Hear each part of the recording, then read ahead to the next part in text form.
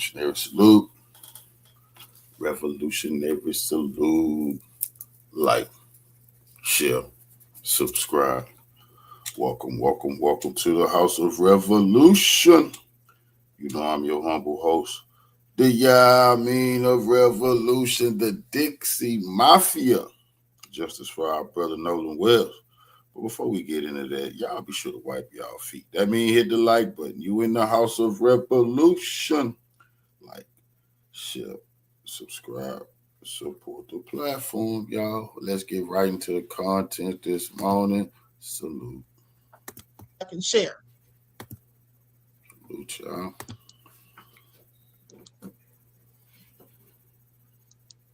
Now, this young lady has some very interesting news. Okay, so we're going to get into it. Everybody hit that like button, like, share, subscribe, and all that. Thank you in advance. Okay, so listen, she's going to be using like nicknames for the people that she's talking about, because supposedly she was posting this video and it kept getting taken down. You all know how they do, okay? So that further should let us know that what she's saying is absolutely true, because that's when they want to take down things, when you're talking about facts, okay? Things they don't want exposed. So she's going to be talking in code. All right, so please pay attention. Now, with that all being said, let's get into it.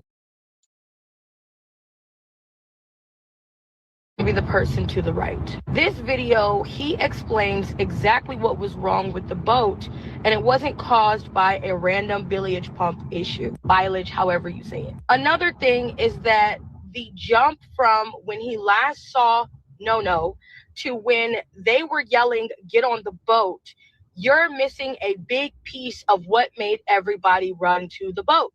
W also admits that the boy's name, who writes with Smart, started yelling at No. He also admits that throughout the day, they were all picking on No for being with that girl. And the moment, W says, the moment that girl and No sit in front of Smart's boat, Smart starts yelling at him all of a sudden out of nowhere, "Get on the boat." Boat wasn't having a bilage pump or bilge pump issue. Says verbatim, "We have an issue where we have finally trimmed down the boat and got it on the right plane." That they all moved to one side of the boat. When you trim down the motor to get it on the right plane, that means that you drop the bow. This is how you are supposed to get the actual boat from being completely still to an accelerated speed fast. That they left the trim down when trying to accelerate off the island at a very fast speed, and this is what blew the bilage pump. If the trim is not up when you try to take down, it causes water to back up in the bilage. The trim is left up, the bow shoots high into the air during acceleration, forcing all loose bilage water to rush to the very back of the hull. This is why they all tried to do the emergency mover where they move forward. This traps water in the boat and specifically at the bilage pump. Did an emergency remover that everyone knows about, and this fucked up the bilage pump and it started to take on water. Bilage pump wasn't an issue until they made it a quarter mile offshore, like he said, at 40 miles per hour, because they didn't take the emergency brake, and the maneuver that they used to try to get the bow back up fucked everything up on the boat.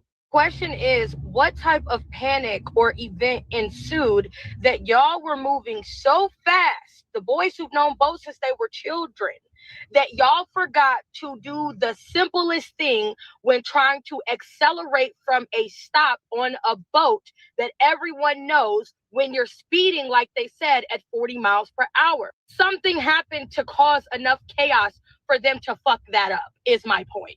I'm not going to say any names, but W is going to be the person to the right. This video, he explains exactly what was wrong with the boat, and it wasn't caused by... Okay, so what do you all think about that, beloveds? What do you all think about that? So it sounds like they left in such a hurry and such a haste. Now, why would they be leaving so quickly? Okay, why would they be leaving so quickly? Don't you find that just a tad bit suspicious? Because I know that I do. Okay, I find that all very interesting. Now, let me ask you all this. Hold on. Did you all hear the entirety of the video? Because I was multitasking. Once in the chat, if that was all of the video. Once in the chat, because I was multitasking. Okay, I was getting the next video ready. Okay, Nina said sounds very, very sus. Exactly. Okay, exactly. Now I'm about to show you something else that looks and sounds very sus. Okay, great. Thank you, sweet butter. Okay, so I'm going to share my screen. Now, mind you, this video is going to be muted. This video is going to be muted because they're playing a copyrighted song in the background, and you can hear it very clearly. Okay, so with that all being said, I'm going to play it without the audio, but don't worry, I'm going to tell you exactly what this man is talking about. Okay, please pay attention. Now I'm going to share my screen. Okay, here we go.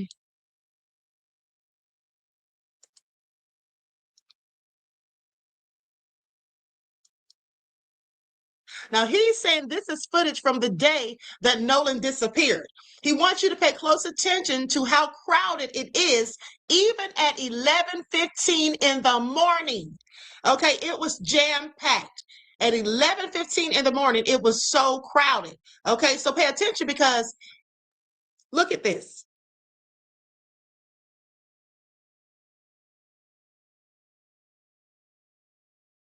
This is 11:15 in the morning, he says. All of those people there already. Now, his whole point is, by later in the day, it was much more extremely crowded. So he says, how could all of these people have been there? And he points out Nolan right there. Okay, supposedly that's Nolan, remember, on the Mac Daddy boat. Okay? And then he says that same boat was spotted later in the day. Now, that being said, he wants to know, how are all of these people out here? And it is so crowded and packed. Clearly, hold on, I think I can play it now. Many people were already there, and that was before they even got congested, before they got really busy, which again leads me to my next statement that I've been bringing up many, many times so far over the last couple of weeks. Are you really seriously telling me that no one saw anything that's happening? Are you telling me that no one saw a damn thing? With all those people there, no one saw anything? We now have more footage. Okay, so how does that even make sense? How does it make sense that no one saw anything with all of those people there, like he said, which further seems as though maybe that's not where Nolan lost his life. Maybe, in fact, Nolan was brought back there after something nefarious happened to him. Okay? Is that why the boat was leaving so fast? Because maybe Nolan was on the boat? Who knows? At the end of the day, I find it very interesting. And then, why did they take those 2 trips, okay, to Fort Bayou? Make it all make sense. But now let's get into what someone just reported to Sam. They want to speak to him privately about this, okay, so they can give him more detailed information. Check this out. For Nolan Xavier Wells update, and one of my followers just shared this video with me. Check it out. Somebody tag Secret Service Sam immediately. Secret Service Sam, look, man, come holler at me. You can hop on a phone call with me, right? We ain't even got to do the little internet interview or whatever the case is. We could do a private interview, and you can tell the people all the notes that I give you about Dixie Mafia, huh? I got you, bro. I got you. You trying to help us out? Come tap in with your boy, right? I could tell you about the killing in 1987 of Judge Vincent Sherry and his wife, Margaret, and the Dixie Mafia members killed the judge and his wife. I can tell you about that assassination. I can give you some facts, bro. Or how Judge Vincent Sherry was also part of the Lonely Heart scam that the Dixie Mafia was running. I can give you some game. A matter of fact, Secret Service Sam, I can tell you this. Mike Gillich, his nephew, Mike Gillich is part of the Dixie Mafia. His nephew became a fucking heir of Biloxi. I can tell you all about the corruption and the racism on the coast of Mississippi, Secret Service Sam. Come holler at your boy at ease.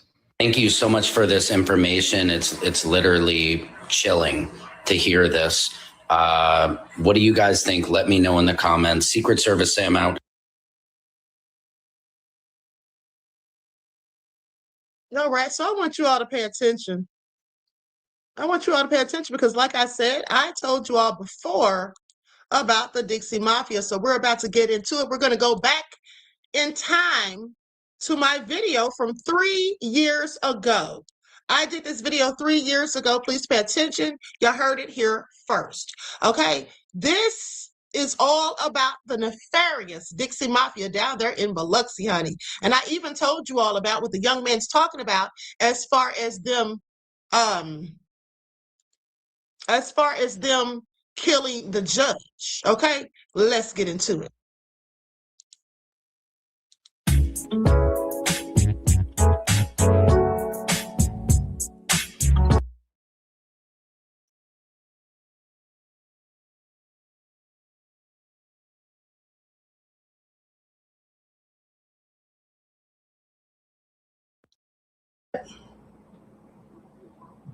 Y'all can see me and hear me fine. They also did a helicopter search looking for her. So let's talk about it. Mr. Hotel said Queen has the best PowerPoints. Thank you, beloved.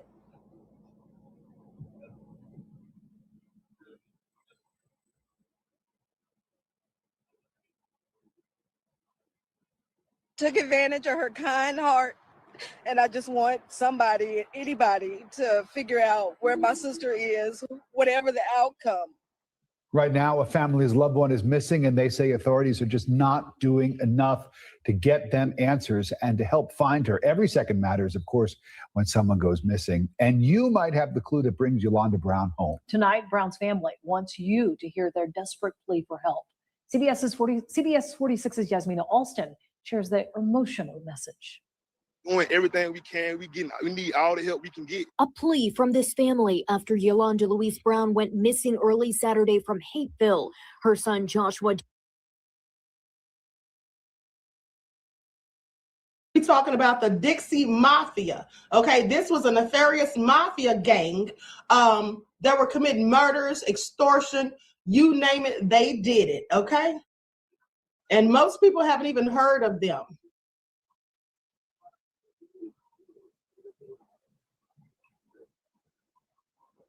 Here we go.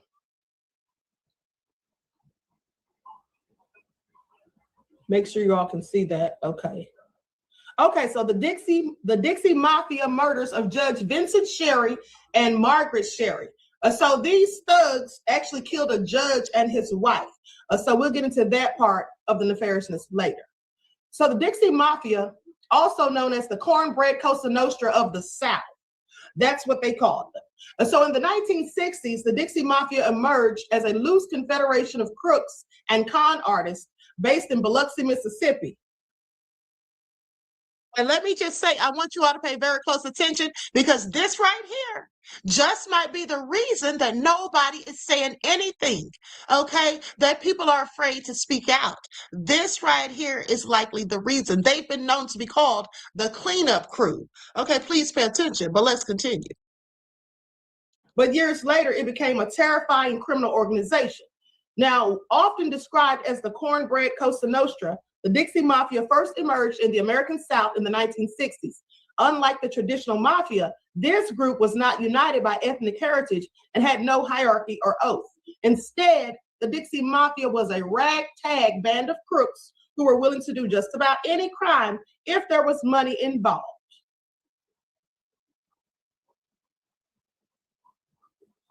So from murdering authority figures to burning down buildings to creating elaborate extortion schemes, the Dixie Mafia was known far and wide as an anything for a buck gang.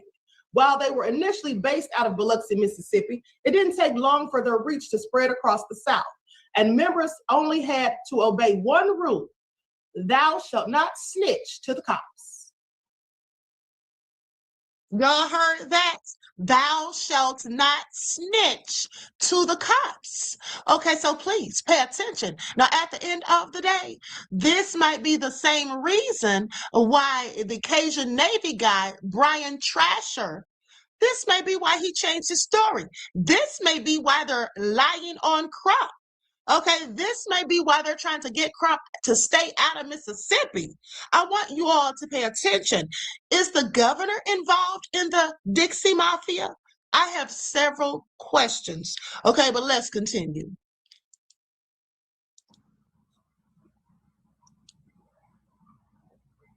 Now, for decades, this gang operated lawlessly and targeted anyone who stood in their way.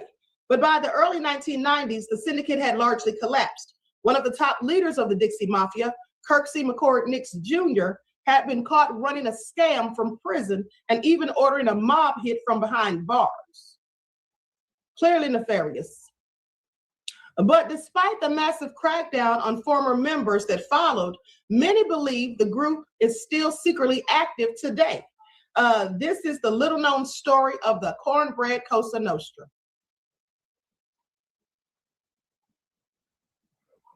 So during the 1960s, the group of criminals known as the Dixie Mafia began to creep across cities and towns in the South. Far from a sophisticated organization, this crime ring was a loose network of thugs, as the FBI called it. They primarily operated in Biloxi, Mississippi, but the group's reach stretched from Atlanta, Georgia to Tulsa, Oklahoma. So they had different segments and chapters of this gang. Pay attention. Now, in many ways, Biloxi was an ideal place for the Dixie Mafia stomping grounds. With a history of crime older than the United States itself, Biloxi had first gained a reputation as a haven for illicit gambling in the 17th century. This seedy history and the ongoing corruption of local officials made the city an attractive place for lawbreakers. By the 1980s, the blurred lines between government officials and Dixie Mafia members had become so extreme that federal authorities designated the entire Harrison Sheriff's Office in Mississippi as a criminal enterprise. Now that's because, beloveds, they actually had police officers working with them. Okay, some of the police were working right along with these thugs. Aside from forming alliances with some members of law enforcement, the Dixie Mafia also worked alongside fellow mobsters. While the Dixie Mafia had no formal ties to LA Cosa Nostra, they did have an understanding with a notorious Italian-American mafia mob boss named Carlos Marcello. Marcello, one of the most powerful leaders in organized crime in America, operated in New Orleans around the same time that the Dixie Mafia was coming to power. Marcello tolerated the Dixie Mafia's presence just as long as they played by his rules and paid for his hospitality. Some Dixie Mafia members were allegedly hired to collect debts and carry out hits for him.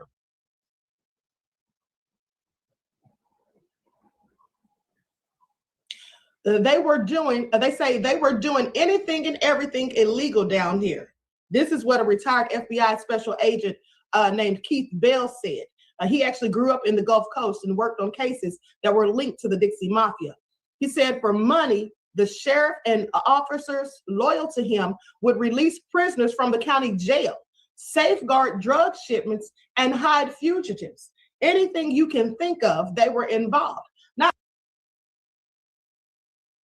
Now you all hear this? Letting whole prisoners and cons out of jail for a few bucks.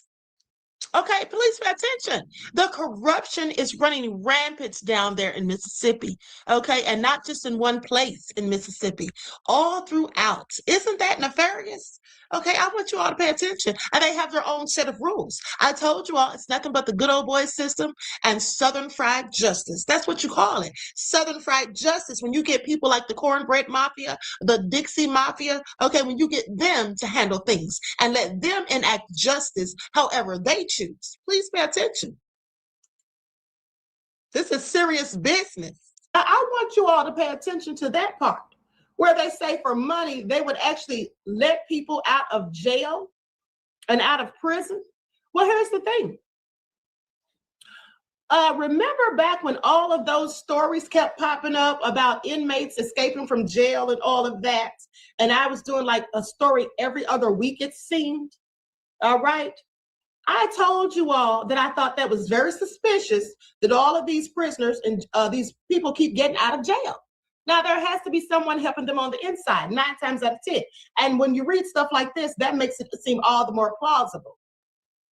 Now, as one member of the Dixie Mafia put it, what makes them so dangerous is that they don't think, they just act.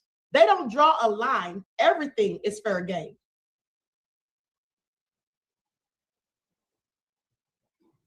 Despite the loose structure that made up the Dixie Mafia network, the Southern Crime Syndicate was implicated in a number of high-profile cases. In 1967, McNairy County Sheriff Buford Pusser, I guess that's Pusser, and his wife were attacked in Tennessee, likely in retaliation for Pusser's crackdown on the Dixie Mafia. Pusser ultimately survived the attack, but his wife Pauline was killed. Kirksey McCord Nix Jr., one of the lead figures of the Dixie Mafia, was suspected to be one of the men behind the hit.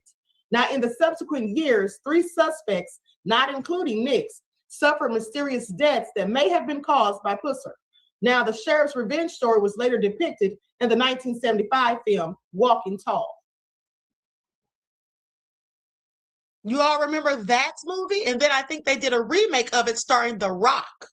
Okay, please pay attention. These people are so nefarious.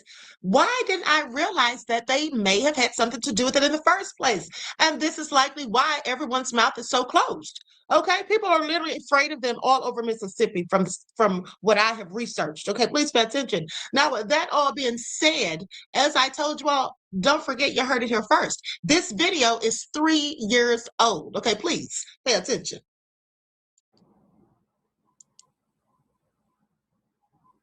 There was also the infamous Gypsy Camp murder in Louisiana. Now, on the night of February 18th of 1969, at least 5 alleged members of the Dixie Mafia ransacked the Skibo trailer court near Lake Pontchartrain, where traveling carnival employees had set up their camp. Most of the carnival workers were busy manning concessions in the French quarters of New Orleans that night. 24 others, mostly women and children, had stayed behind at the campsite. The assailants, who were masked and armed, ambushed the camp and used chains and padlocks to restrain their victims. The gang then broke into 10 trailers in search of valuables and cash. They collected roughly $12,000, although the victims may have underreported the theft just to avoid tax troubles. So likely they got more than that. So there were at least 2 casualties. Marjorie George, a 44-year-old fortune teller who was hacked to death for refusing to reveal the location of a supposed safe, and Gary Elbert McDaniel, a known Dixie Mafia associate who turned up dead a month after the murder. Now, I want you to pay attention. These people had no problem taking people out. They wanted whatever they wanted. They were determined to get it. And here's the thing, the fact that they murdered a whole judge, okay, I want you all to pay attention. That's why so many people are fearful, okay? Think about it. I mean, judges have protection and all of that, but they can get to anyone, basically. They probably thought he was going to snitch. Authorities initially speculated that the gang members had killed McDaniel because they were afraid that he was an informant, but others suspected that he was actually taken out by Pusser.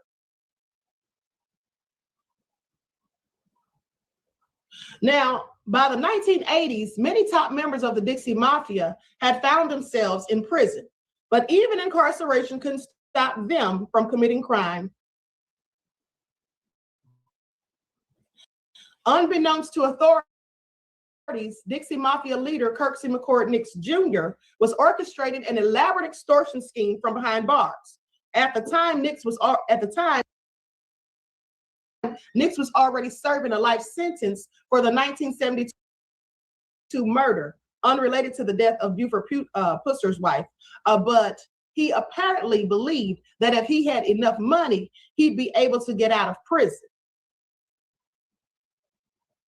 And so from his prison cell in the Louisiana State Penitentiary, Nix created a Lonely Heart scam that targeted innocent gay men. Now, he placed ads in gay publications, posing as a young stud by the name of Eddie Johnson to attract correspondence from unsuspecting readers. When the victims got in touch, Nix duped them into sending the mob large sums of money to pay for his legal defense. Before long, other Dixie Mafia inmates got involved in the scam. Now, do y'all hear this? This is absolutely nefarious, okay? But this is what these devils were doing. Okay, that and so much more. Okay, so much more. This is serious information. Placing more fake photos in gay publications and coming up with tall tales about why they needed more money before they could leave jail or wherever else they claimed to be. A lot of money came flowing in, said FBI Special Agent Keith Bell. There were hundreds of victims. One guy in Kansas mortgaged his house and sent $30,000 to the scammers over a period of months. Now, to make matters worse, some of the prisoners eventually confessed the scheme to victims and threatened to out them if they told anyone. Meanwhile, the Dixie Mafia received hundreds of thousands of dollars during this time.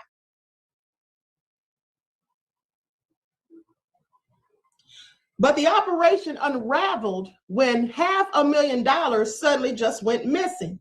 Nix's former lawyer, Pete Hallett, who later became mayor of Biloxi, blamed the missing money on his former law firm partner, Vincent Sherry, who was then a judge of the 2nd Mississippi District Circuit Court. So he just told them that his friend took all the money. He likely had the money himself, but just didn't want to give it back.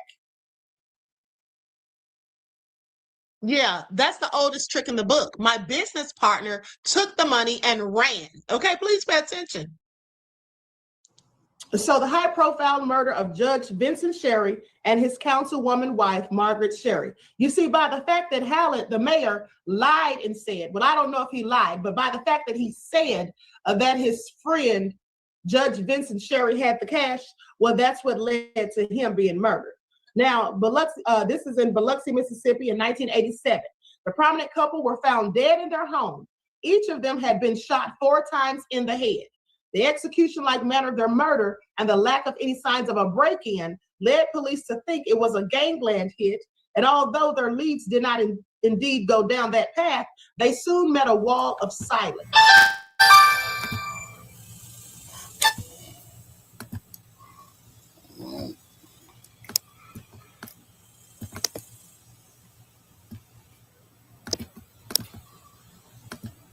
Now, the case soon went cold, and in 1989, the Sherry's family hired Rex Armistead to help them find the killers.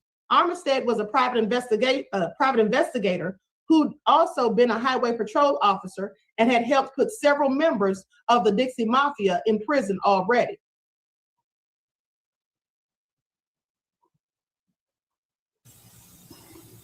It turned out that the Dixie Mafia...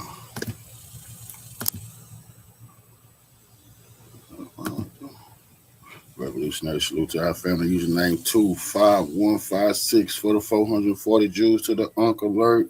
Revolutionary salute. Revolution is way of life. I absolutely appreciate the love, soldiers. Salute, Queen. Mafia scam where they had targeted gay men was very lucrative. They were even blackmailing anyone who responded, demanding larger sums of cash.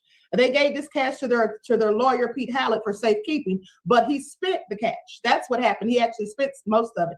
Now, when it came time to hand it over, he just told them that Vincent Sherry had taken it. Hallett and Vincent Sherry had been law partners since 1981. Hallett had been elected mayor in 1989 and then lost the re-election bid in 1993. Now, Fabian, that's one of the members of the Dixie gang, testified that Nix ordered the Sherry slayings because Hallett had convinced Nix that Vincent Sherry had stolen some of Nix's proceeds from the scam. Fabian estimated the scam may have collected $5 million. Isn't that something? Now they got all this money from sitting behind bars telling lies and posting fake ads and pictures. Now, Margaret Sherry was a fiery Republican in a public slap fight with the current Democratic mayor. She wanted to clean up the Biloxi Strip of seedy nightclubs and gambling, which, of course, the Dixie Mafia ran all of those. And she wanted to expose corruption in City Hall.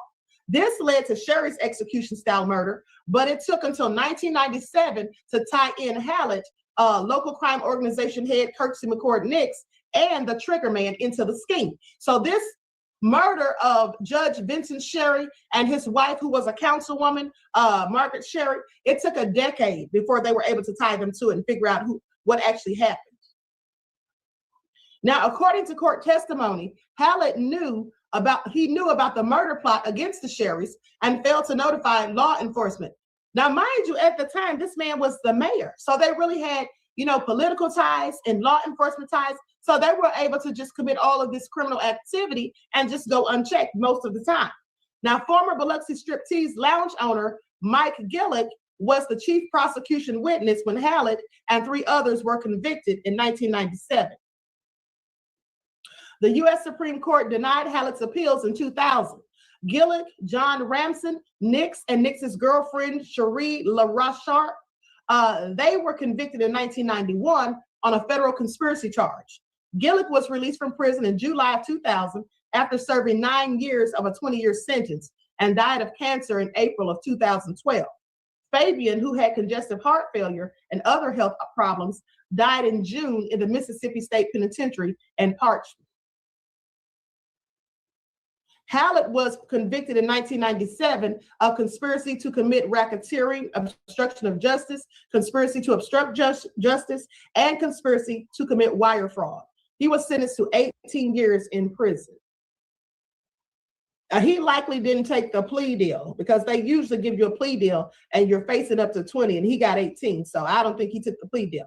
Now, since then, very little has been heard about the cornbread Cosa Nostra. But did the Dixie Mafia's grip on the American South really end in the 1990s? We certainly hope this deals them a major blow. That's what one of the attorneys said at the time.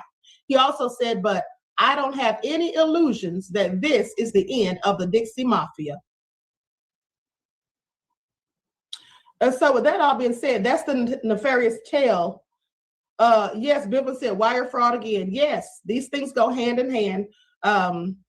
All types of corruption, embezzlements, mortgage frauds, all types of corruption. Cornbread, Cosa Nostra. Yes, absolutely. Isn't that crazy? Okay. Baby Boy said, oh Lord, all kinds of country. Yes, they absolutely were. All right. And they also made moonshine and sold that too. Pay attention. All right. So Juju said, not cornbread. Yes. Okay. Miss Hotel said, child, these thugs are sick. October Opal said it never ends. Well, it surely doesn't. Okay, so now you already know what time it is.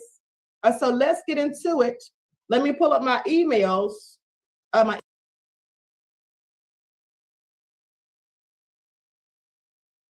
Okay, so I want you all to pay attention. And speaking of that, as you can see, I was about to pull up my emails because we were going to play trivia that day. We have to get back into the trivia of it all. Trivia Fridays is making a comeback.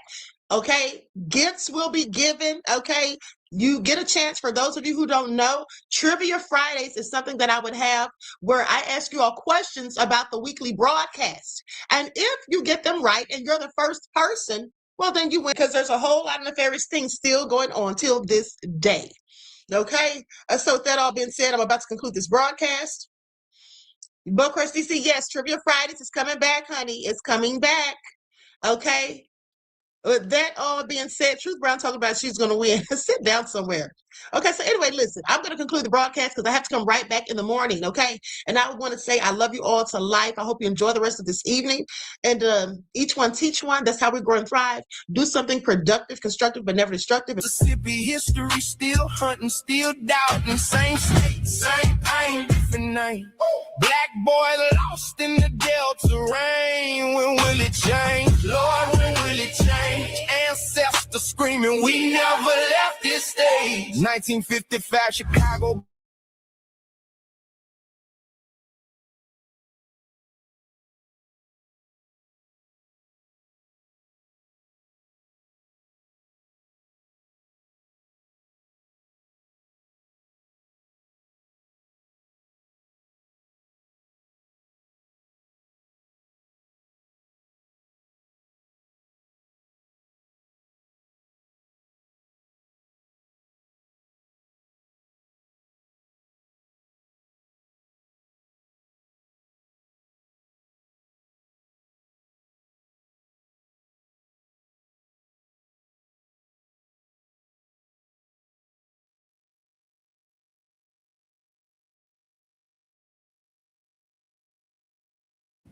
As District Attorney for the 19th Circuit Court District of Mississippi, I want to talk directly to the people of Jackson County.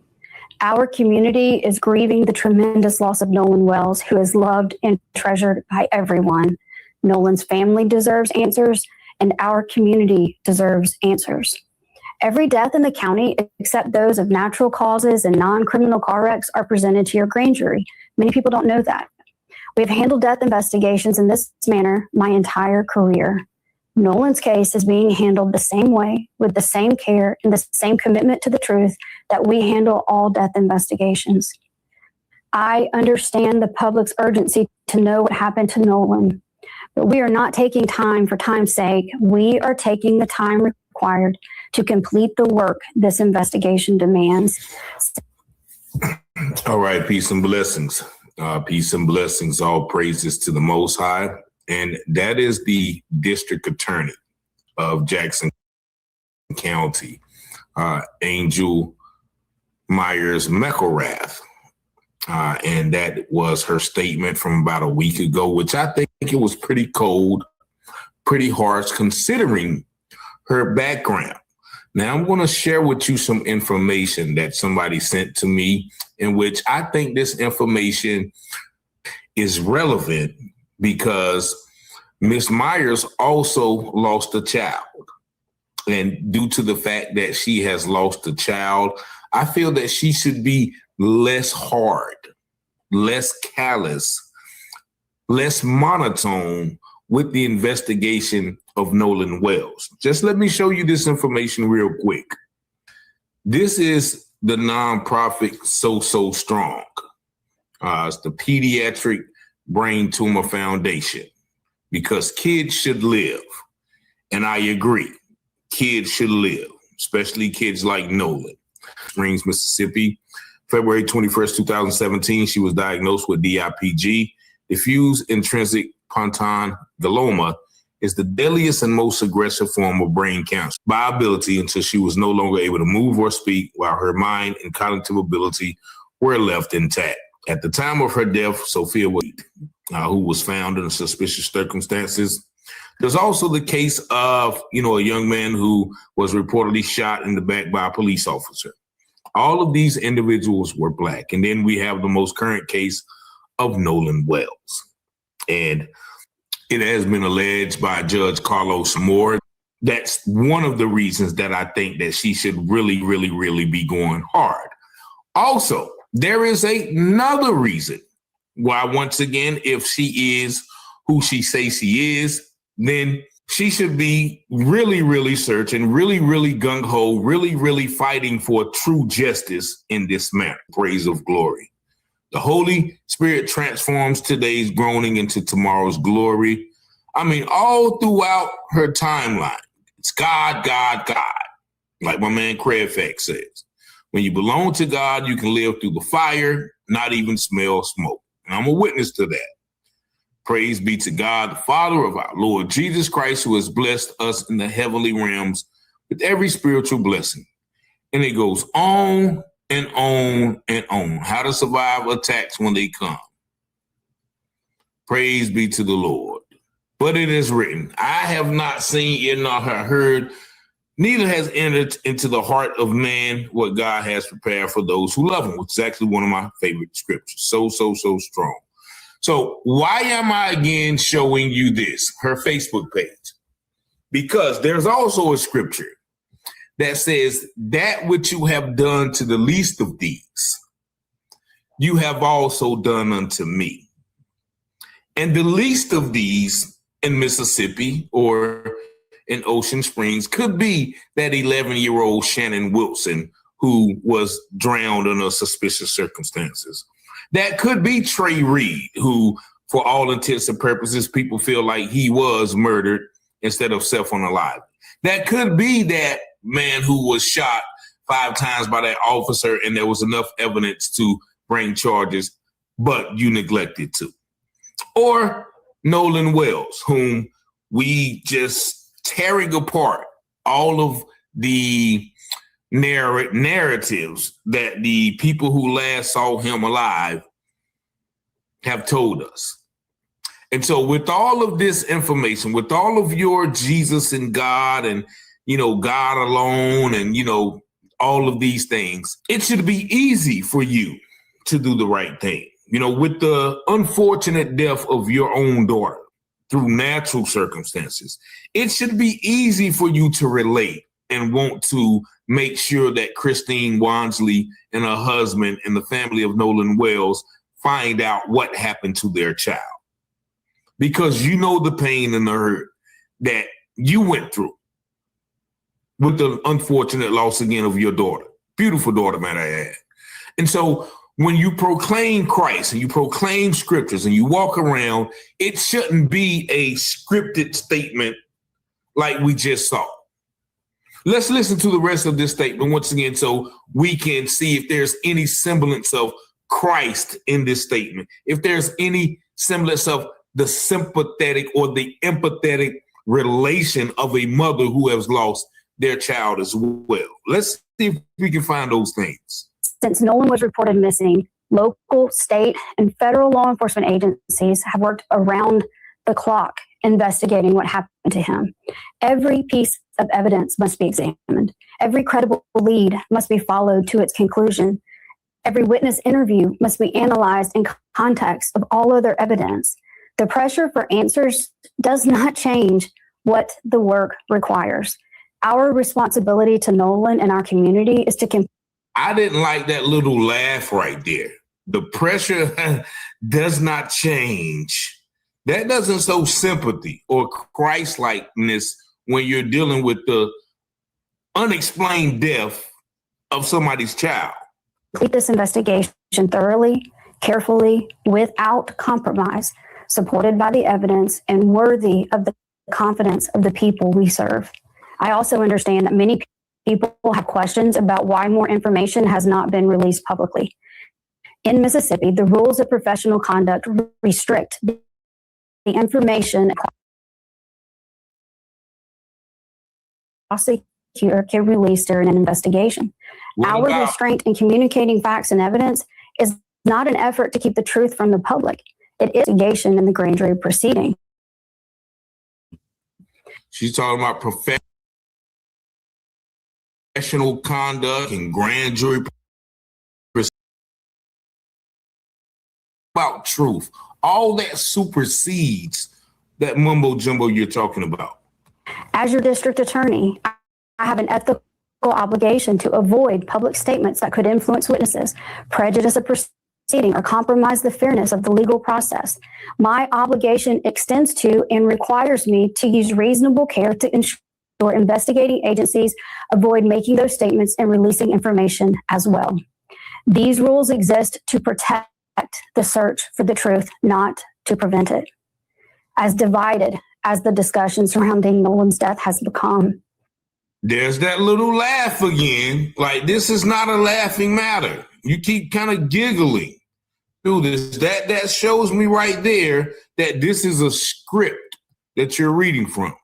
I know we all want the same thing, to understand what happened to Nolan.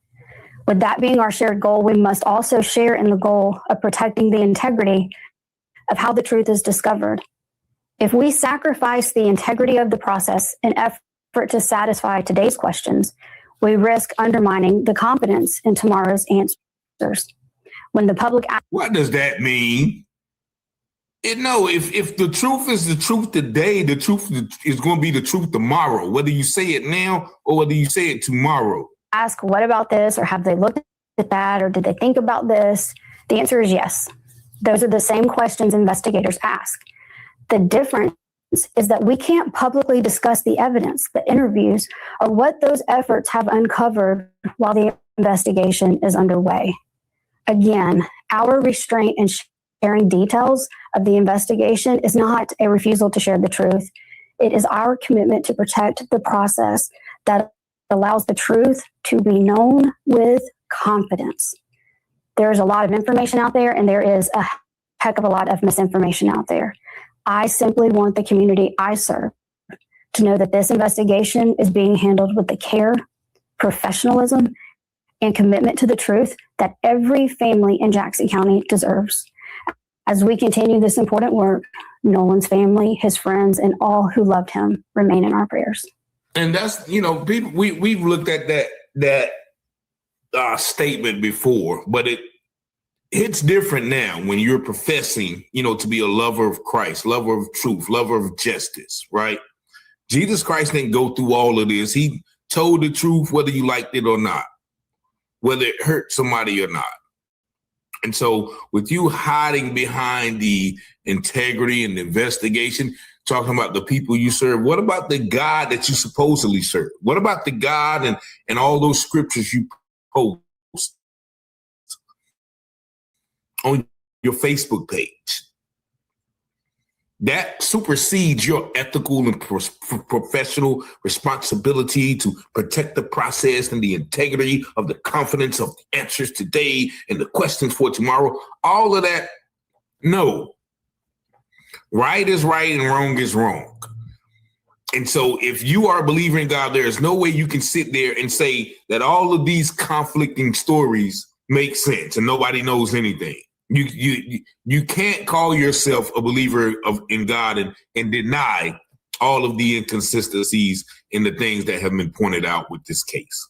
And so for you to have been through what you've been through and also profess what you profess, then I expect a little bit more, than just, the blanket hiding behind this and hiding behind that. And also a lot of times, once again, people hide behind religion. But another aspect, because I was just reading that, and it said that her child was the third child in her community to be diagnosed with that rare form of cancer.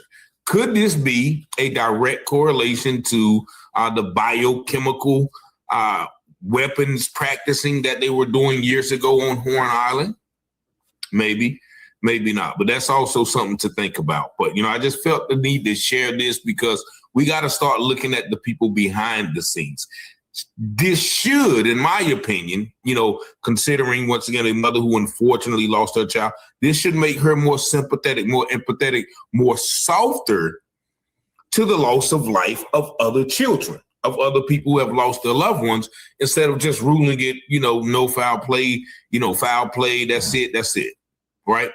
Or has it made it her harder? Because it can have the inverse effect on people also. People lose their child and they get hard to everybody around her. So is it that effect that we are seeing?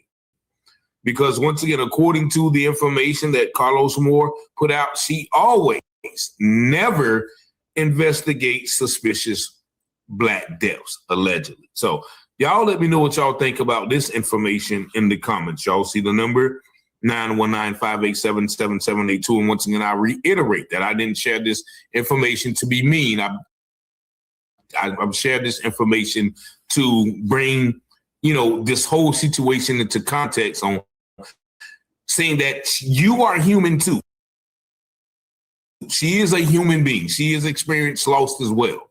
And no one, once again, no mother should be able to go through that. But that loss should put you in a more sympathetic and also a more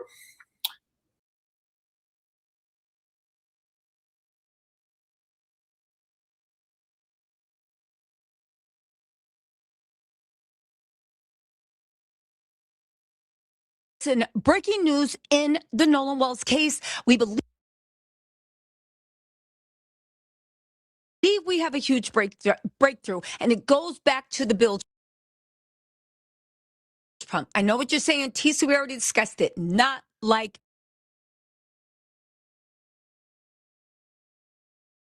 this, okay?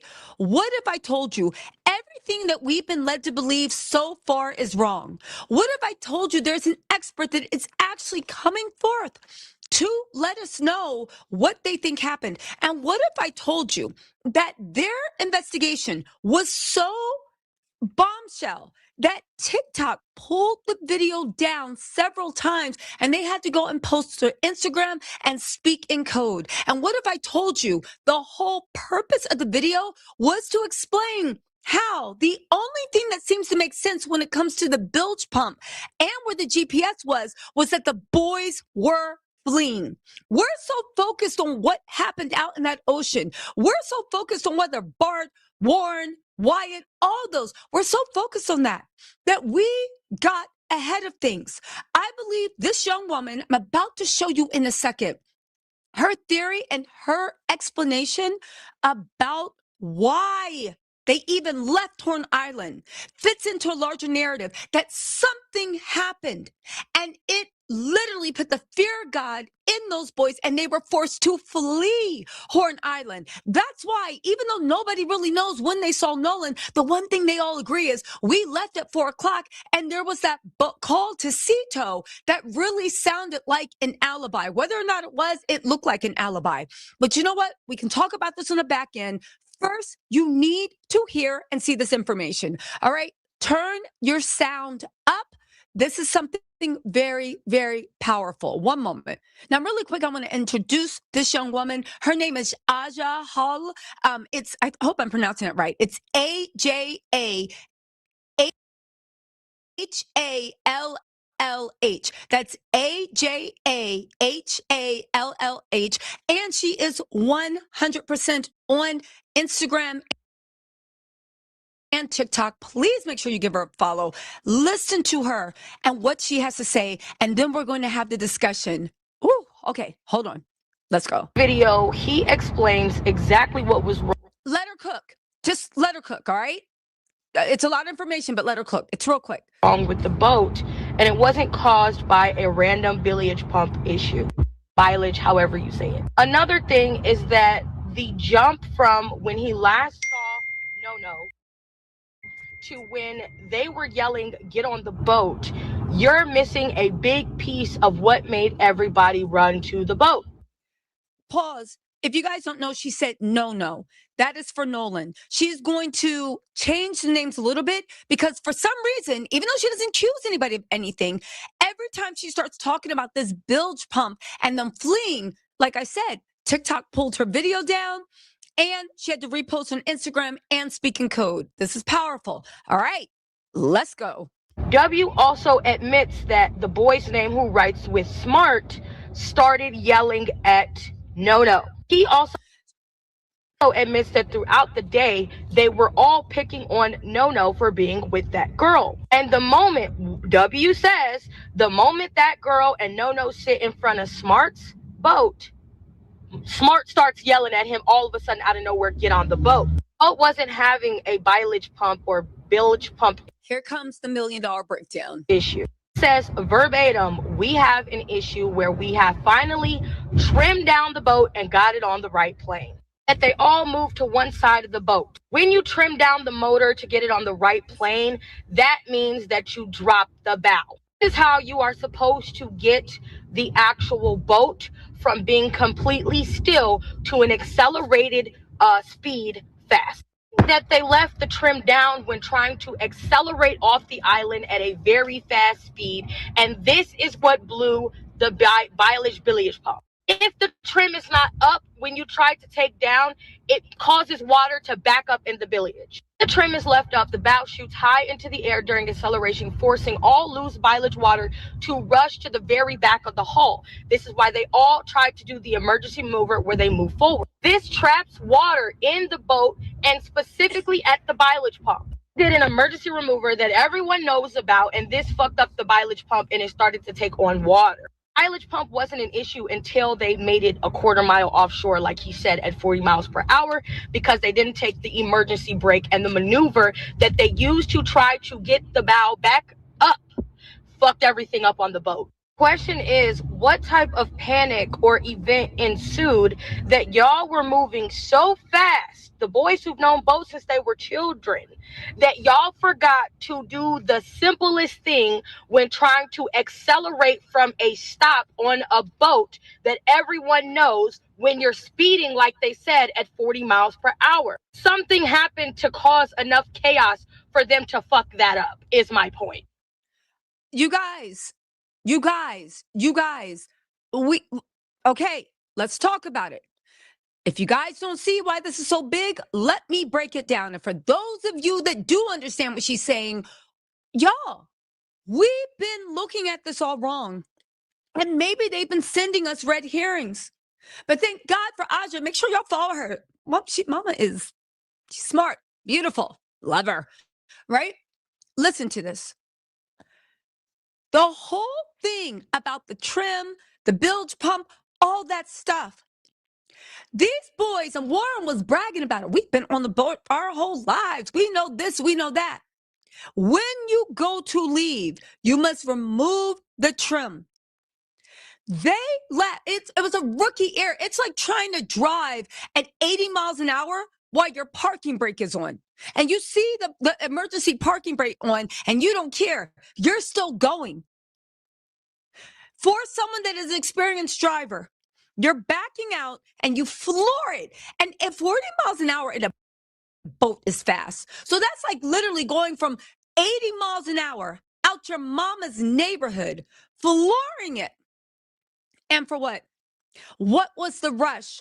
Why were you guys so eager to get off of Horns Island that you forgot to take the emergency brake off? You forgot to take the trim off, and you literally went, vroom.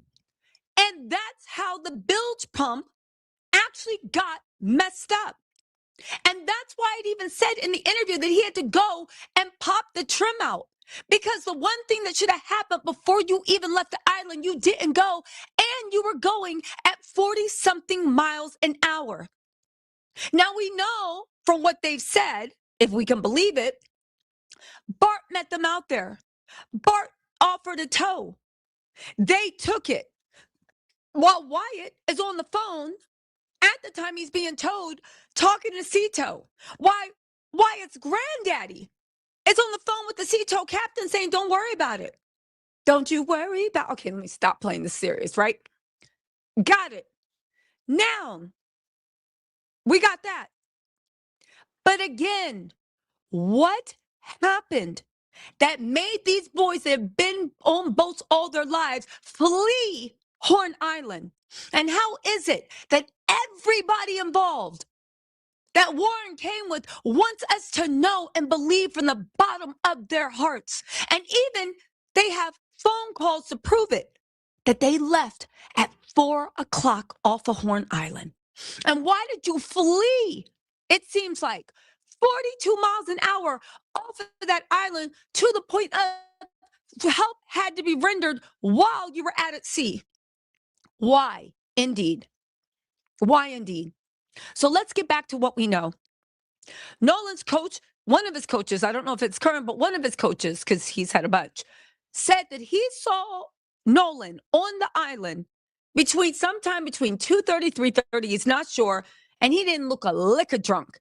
He was perfectly sober. On top of that, he had a D1 tryout. He was D1 and he had an important tryout on Monday. Okay. And he didn't look a liquor drunk. So how, if he did see you around 2:30, 3:30, right? How did you get so drunk that it turned into an accidental drowning?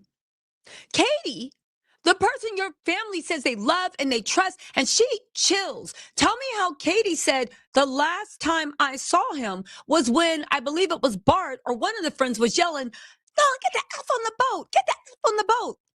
Now, she is true. Tristan and Warren both admitted in the interview that they were teasing Nolan about being with Katie. Warren said, I looked at him and was like, man, you crazy. Tristan said he walked by and said some slick shit to him before he left about Katie. I believe Warren said that either his brother or Bart was yelling at Nolan. Right? So all that has been established. Now, we can argue whether that is relevant or not. And then I believe Warren said that either Bart or Wyatt was yelling, get the F on the boat. And Katie said he left to go with his friends. So as soon as that boat fled from that island, not one person, including the girl he was cradling, Nolan was last seen cradling, not one person on that island with 200 to 300 people and plenty of votes, even his college vote, not one person saw Nolan again after Those boys fled in the boats. And by the way, please watch my other video because it's now looking like there were 4 boats, that Wyatt had 2 boats, the Palm Beach and another boat. The evidence is there. Please go look at the other video. Tell me what you think. This ain't no AI slop. This is actually real investigative stuff, right? I give credit where credit is due. Please go check it out. So what's really going on? Let's rewind. Let's go back to the point of what made those boys flee. Again, it's like leaving your mama's house or a party at 80 miles an hour with the emergency brake on. To the point, but worse than that. Worse than that, because will the emergency brake mess up the engine? I don't know. The whole point of it is, you get what I'm saying. So much so that it took them so much and made such a rookie mistake from people that had been on the water and they all know boats and this and that. You made a rookie mistake so much help had to be rendered. And when help was rendered by Bart, according to the video he provided, y'all knew exactly what to do. Pop the trim out, get the water out, get the bill. Y'all knew exactly what to do. And y'all thought, oh, we're sinking. You wasn't sinking. It was taking on water, perhaps, but y'all knew exactly what to do to fix it. So what's really going on? Let's go back. What happened to Nolan? Tell me how, when those boats of boys left, Nolan vanished. Not one person out of 200 or 300 saw him. And Nolan was very popular. He was very known. He was very tall. And he was probably only one of a handful at best of black people on the island. I don't think there was one black woman, and there might have been a few black men, right? So what's really going on? Let's go back to the bit. Why were those boys fleeing? Why was the bill charge broken? We keep starting at the sea tow call and help and what happened? We need to ask, why did you guys flee the island at such a high rate that you guys almost sank the boat? Yeah. Anyway, y'all, let me know what you think in the comments. Listen, chew on this, watch the other video. I'll be live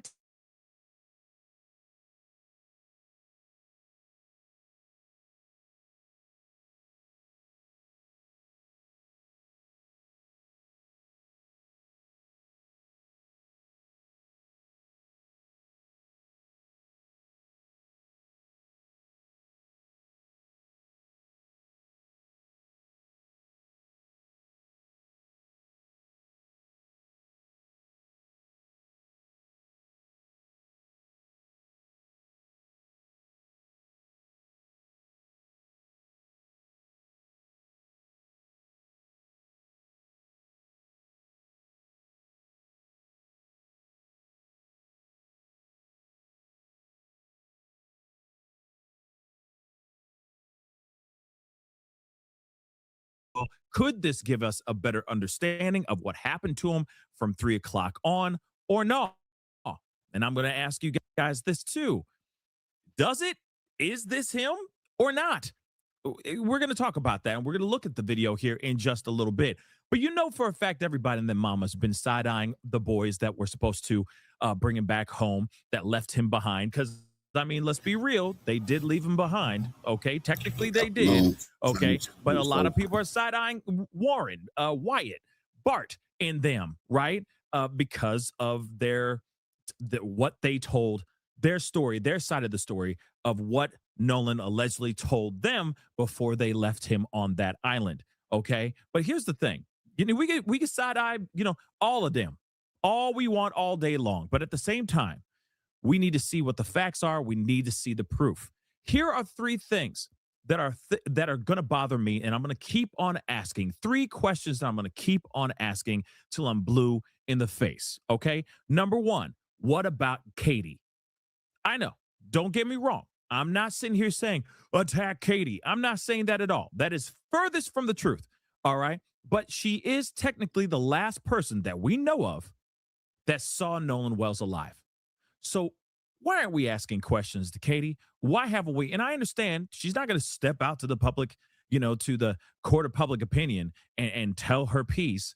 But it would be nice to get some more clarity about what happened, around the time that she was hanging out with Nolan. Where did he end up walking? Did he walk down the island in the opposite direction of where Wyatt and Warren and all them and Bart and them were all fixing the boat? Did he walk towards that direction? Did he have an altercation? et cetera, right? That's question number one. Number two is, yeah, I've been saying this like crazy, but who was boat number two? Yes, who could be boat number two? Again, he said, if it's true, according to the friends, remember, Katie said he's going back. He said he was going back to the boat to go back with White and them back to the mainland. They say he said he was going to catch a ride with somebody back to the mainland. Now, did he say a name? Did he ever walk up to a person and go, yo, can I hitch a ride with you? Is it all right if I can hitch a ride with you? And did Ray, Chad, and Tyrone and them say, yeah, we got you, bro. See you in 15 minutes. We going to be anchors up in 15 minutes. If they actually say anchors up, I don't even know. Okay, asking for a friend. But here's the thing. Nonetheless, we still do not know anything about boat number two. And I'm going to keep on at it. Should be a damn t-shirt at this point. Okay, who be boat number two? Okay, then the third most important question is what happened? This is the third question.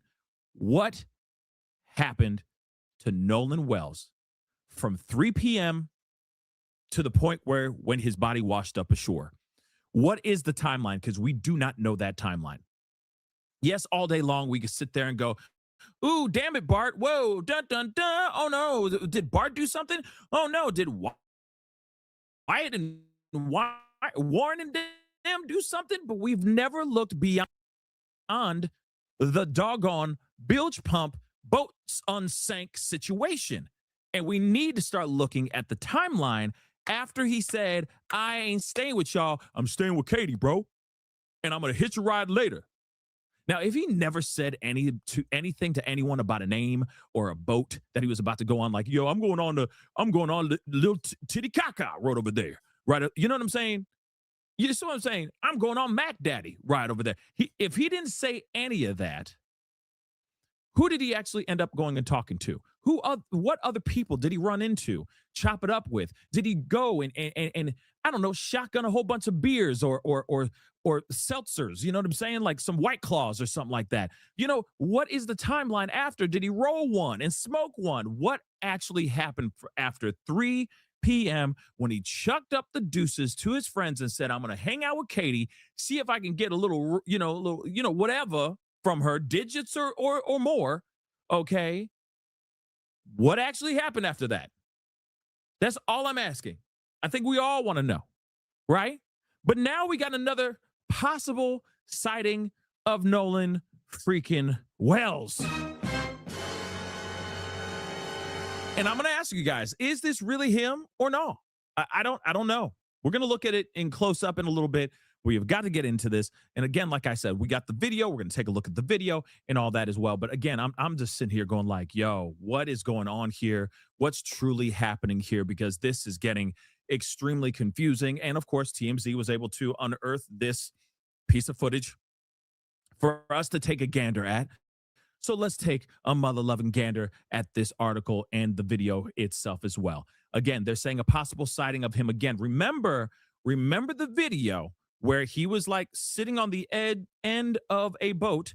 We were all wondering if it said Big Daddy, Little Daddy. Apparently it's called Mac Daddy. And a lot of people are speculating that that's Katie's dad's boat. I don't know if that's confirmed or not, but that's what the rumor mill has been saying as of late. And the question still remains, was that footage of him at the end of that boat, apparently now it's called Mac Daddy, was that him right after he said, bye, guys, I'm hanging out with Katie? And here's the thing. If it was him after hanging out with Katie, and that happens to be Katie's daddy, and Mac Daddy is his boat and all that, woo, we got some problems, because that means her timeline and her story ain't adding up anymore. And then you insert right then the sound bite of dun, dun, dun, right? Now, here's the thing, though. We don't have any confirmation about any of that stuff yet. And of course, we're going to be looking into that, I'm sure. And I'm sure more information will pop off in due time. But let's take a look at this. Again, this could be him, may not be him. But let's take a look in just a second.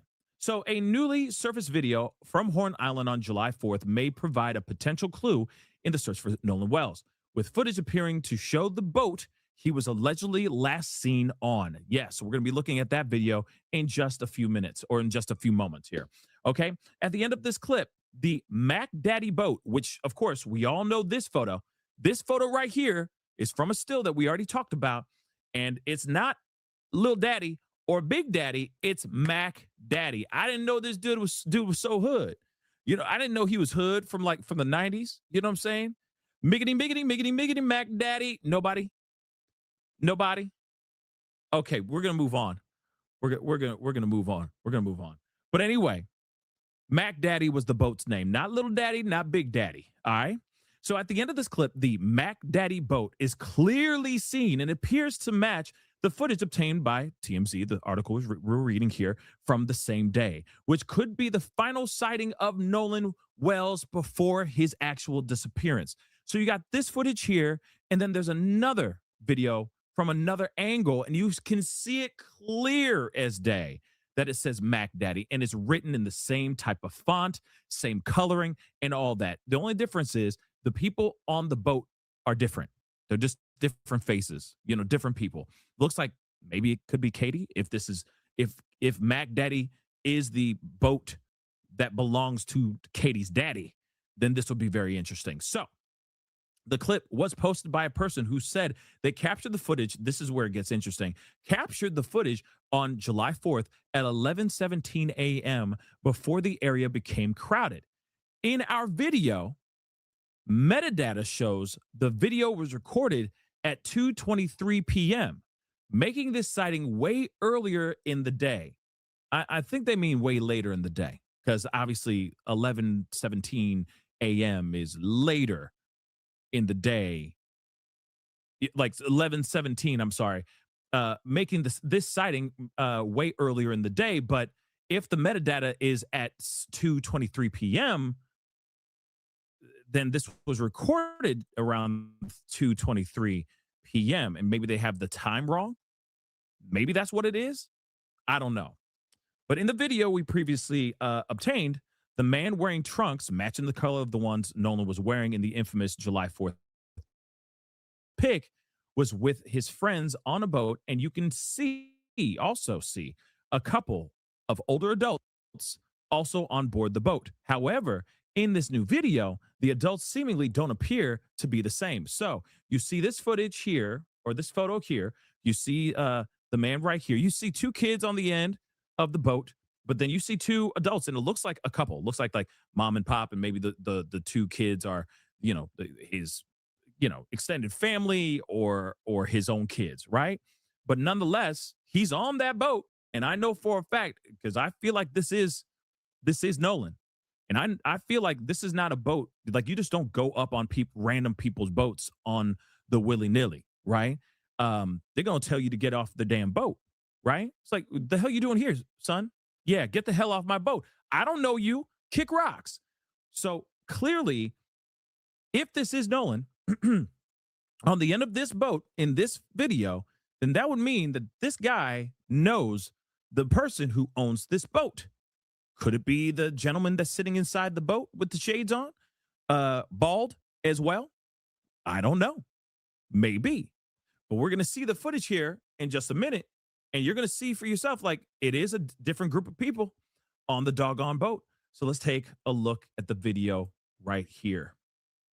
And I'm muting it because it's got Billy Joel, Piano Man, playing in the background. Like I said before, you knew for a fact there's going to be like Kid Rock, Morgan Wallen, Billy Joel, okay? They're playing Piano Man in this, all right? But nonetheless, take a look at this right here. Look at that footage. That is Mac Daddy, the boat that he allegedly was on, okay, earlier. Now, the question is this actually Nolan Wells sitting on the end of the mother-loving boat? Now, if it is true, let's just say this. If it is true, and don't worry, we're going to be blowing this up here as well. So let's just take a look at that photo here. Bam! People are speculating that the person at the end of the boat that's sitting with their feet in the water is that of Nolan Wells. Now, this could be a person wearing a very big hat. I don't know why they would wear like a derby hat. You know what I'm saying? Like, I ain't never seen anybody wear a derby hat in the summertime. You know what I'm saying? Like, I don't know. Maybe he's auditioning for the Broadway retelling of Oliver Twist or something like that. Please, sir, can I have some more? I don't know why he would have a hat that big on his, unless he's auditioning for Jamiroquai. I'm sorry. I'm sorry. I'm sorry. So this may be his hairstyle, and just the way the sun is coming down, hitting the top of his head. He's wearing the shades. He does look he does look quite brown. He does look quite stock full of melanin in his skin. So is it possible that he was on this particular boat later on in the day? But then that would automatically also say that things that were being said about Katie, what Katie was saying about, only hanging out with him for a little while and then may not be entirely true. Here's the other thing too. These are completely different people on this boat. Let me just say that. They're completely different people on this boat, but we don't see the front of the boat. There could be other people the guy, the bald gentleman, okay, could be sitting at the end on the front of the boat, or he could be out there in the water, chilling in the cut while his friends are hanging out on the boat itself. Some of them in the front sun tanning, like sunbathing, you know what I'm saying? And some getting a libation, trying to get in the shade and enjoy their time on the water. But here's the thing. A lot of people are thinking that this person right here, okay, they are saying that this could very well be Nolan Wells. Now, I don't know about that. It does look like it could be. Physically, it does look like that. But there's another thing. It just feels like it could potentially, because of how the angle is and everything. You see what I'm saying? It does kind of feel like it's a little like a very tan white kid. It could be that too. And just how the shading is and everything, I don't know. You see what I'm saying? So again, the question still remains, is this him? And if it is him, and if the metadata says it was around 2:30-ish p.m., that means, that would kind of make sense. Because if Katie was on this boat ever, he could have been rapping with her, and they're like, let's go over to the boat. I need to get something. You know what I mean? Or I need to get some water or something like that. He's like, all right, bet. And he goes over there and he sits on the end of the boat, right? And then in the meantime, he gets an opportunity to meet the owner of the boat, the captain of the boat. Maybe it's her father, maybe it's not.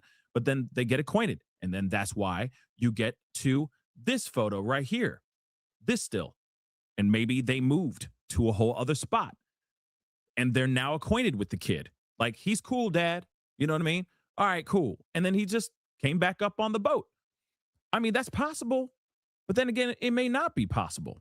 I don't know. But one thing is for sure. It is interesting that more video, more content is slowly but surely starting to come out. And we are starting to see for ourselves more stuff. So let me show you guys the video one more again. Sing us a song, you're gonna be a man. You know what I mean? That's what they're doing. Playing that, blasting it. Okay. I don't know how that rings freedom in my mind, but hey, whatever floats your boat. Yeah, you see what I did there? Yeah. I won't quit my day job. But anyway, you see right here, especially near the ending. Boom, Mac Daddy, right mother loving there. Now, they could have been there and then they moved in more closer into the island afterwards. After being there for a little bit. I don't know, but it's interesting that we are now seeing this footage. So again, my question to you guys, what say you? Do you think that is Nolan Wells? Do you not think that is Nolan Wells? To me, it's too far away to really gauge on whether or not it is him or not. It could be any other kid. It could be another black kid as well. It could be a very tan white boy. I'm sorry to say it like that, but I'm just being real. It could be a very tan individual. That's very possible. Shoot, it could be Latino. You never know. But the question is still out there, and I can't gauge enough. But if it is him, that's why I say, who's boat number 2? What's up with Katie? Because we've already heard a lot from the friends. Okay? We need more facts and more information from Katie as well. From boat number 2, whoever was allegedly going to take him home, if they even knew, if he ever even talked to anybody about getting another ride back home. And of course, what happened to him between the hours of 3 p.m. when he said, I'm about to go and hang out with Katie, to the moment where he was washed up ashore. That is a whole other timeline that we know nothing about. And we need to know everything before we start pointing fingers at everybody and accusing them of everything, right? But what say you guys? Comment down below. Let me know your thoughts. Hit that like button down below. Crush that subscribe button. And we'll be talking here very soon. It's time to get going. Be good to yourselves.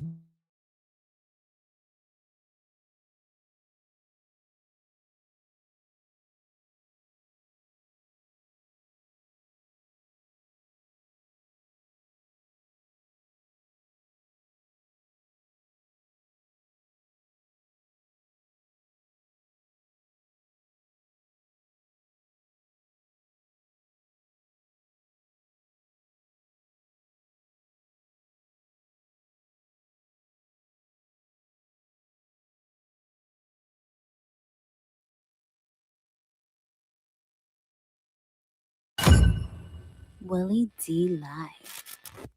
What's up, family? Remember the 2 women who said they spoke with a friend who's in the body transport business, and that friend told them that they received Nolan Wells's body face down. This is when they was transporting Nolan Wells's body from Mississippi to D.C. for the independent autopsy examination, right? Well, it looks like there may be some credence to that after all. Besides the fact that the guy from, what is it called, Cajun Navy, whatever the name of that company is that was part of the search, he actually said that, yeah, his body was found face down, but it was also found face down, well, not found, but received face down from one of the people who was in the business of handling the transportation of his body. Now, why is that significant? It is significant because allegedly it has something to do with the KKK. This is one of their dog whistling things that they do. This is them being on code. This is when you find a body face down, this is the Klan allegedly saying, yeah, this is our work. This is what we do. This is a hush-hush case. Now, I got this information from an undisclosed source, and I'm gonna respect that person's wishes to not reveal their identity. But this thing is heavy. But this is not something that it ain't like this caught us off guard. We know the KKK run Mississippi. Hell, we know the KKK run the United States of America. But Mississippi is a different beast. I mean, these uncivilized mutts in Mississippi, that's just the order of business all day, every day, no breaks, body after body after body after body. Mysteriously comes up unalived. They think they are going to get away with covering up Nolan Wells's death, his murder. But they got another thing coming because there's just way too many people involved and way too much technology involved. Somebody saw something, a camera saw something. There's cameras everywhere. And I'm going to tell you something else. Youngsters don't have the presence of mind to not film crimes. If they're on the scene and a crime is being committed, they're going to pull out their phone and record it. I can guarantee you, I'll bet you $1 to a donut that Nolan Wells' murder was captured on somebody's phone. Yeah, fam. I want you to check out this guy right here who talks about how artifacts from the KKK was found inside of a government office in Mississippi. Blue suitcase, which contained all these materials from the Ku Klux Klan in Mississippi. The Department of Public Safety are moving to a new headquarters. While they were kind of cleaning out a closet for that move, they found a Klan robe, several Klan charters, a Klan handbook, which was called, in their terminology, a Koran. They not only found these kind of internal documentation of like how you set up a meeting and the oath that you take to become a Klansman. Of course, they put like a sword on the Bible and you swear you're going to obey the Klan Constitution and things like that. But also, interestingly, very internal stuff. Like they actually had some ledgers and meeting minutes. So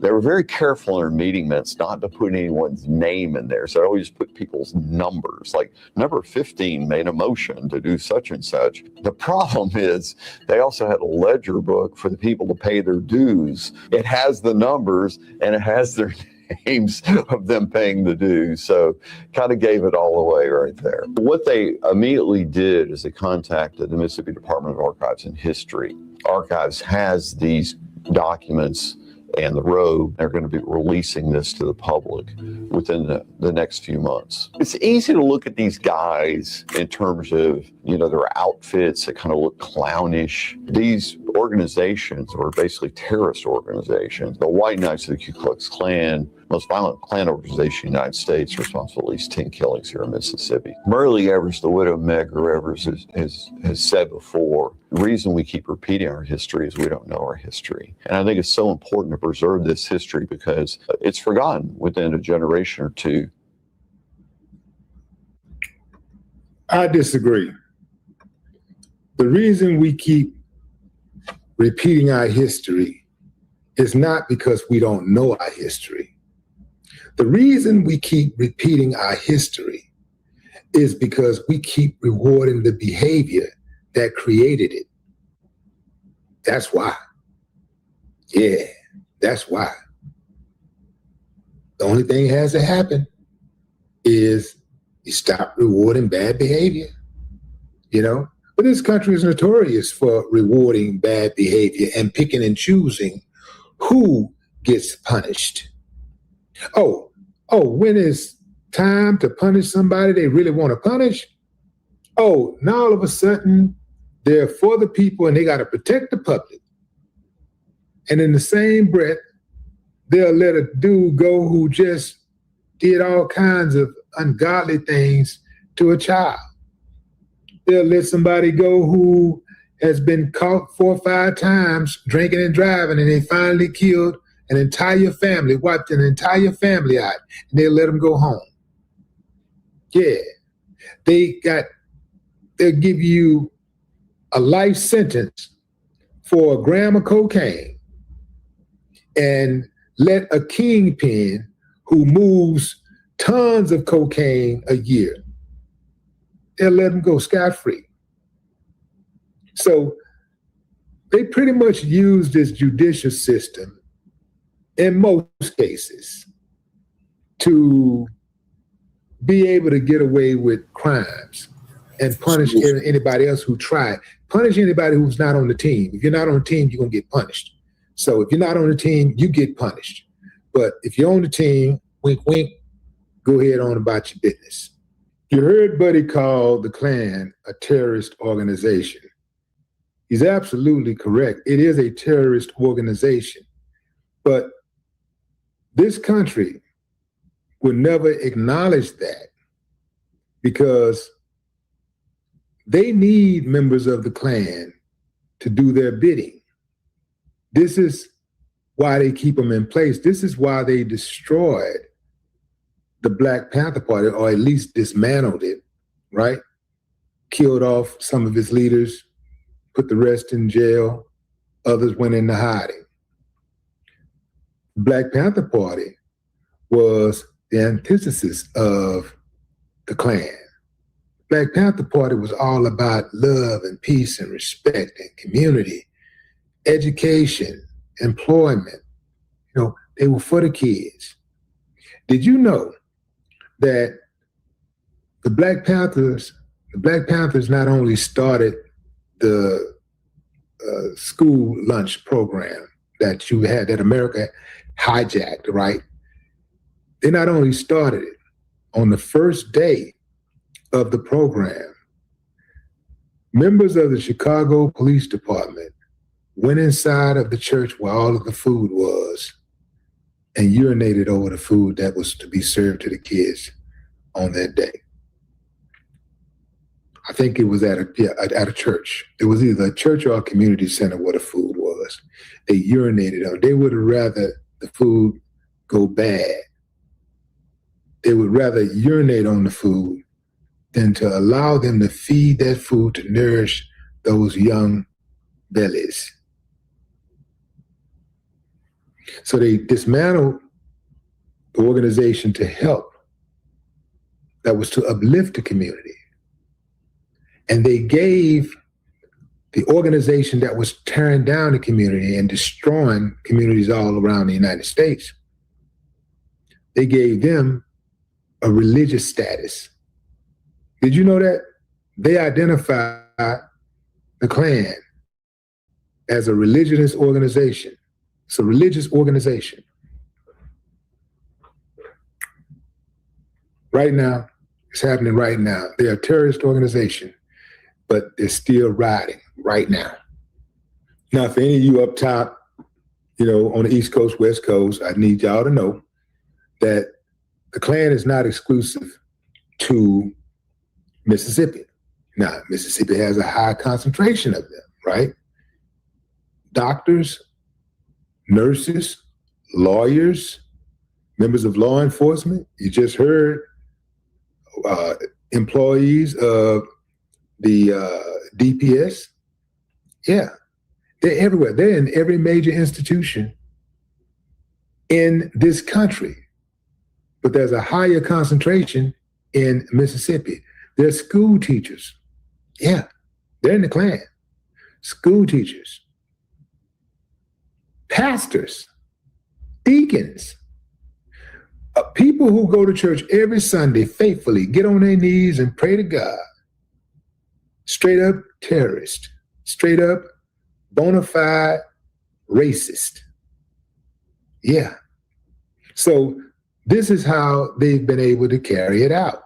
The politicians are members of the Klan. Yeah, you got sitting politicians right now who are Klan members. Right now, in 2026. The politicians are the only reason why they were able to pull off slavery in the first place. They divvied up the bodies of enslaved people and got them some for themselves, you know? That's why they made it law, right? Politicians don't let nothing go down without them getting a cut. Remember that. They don't let nothing go down without getting a cut of it for themselves. When you see those bodies face down, now you know what that's all about. No more talk.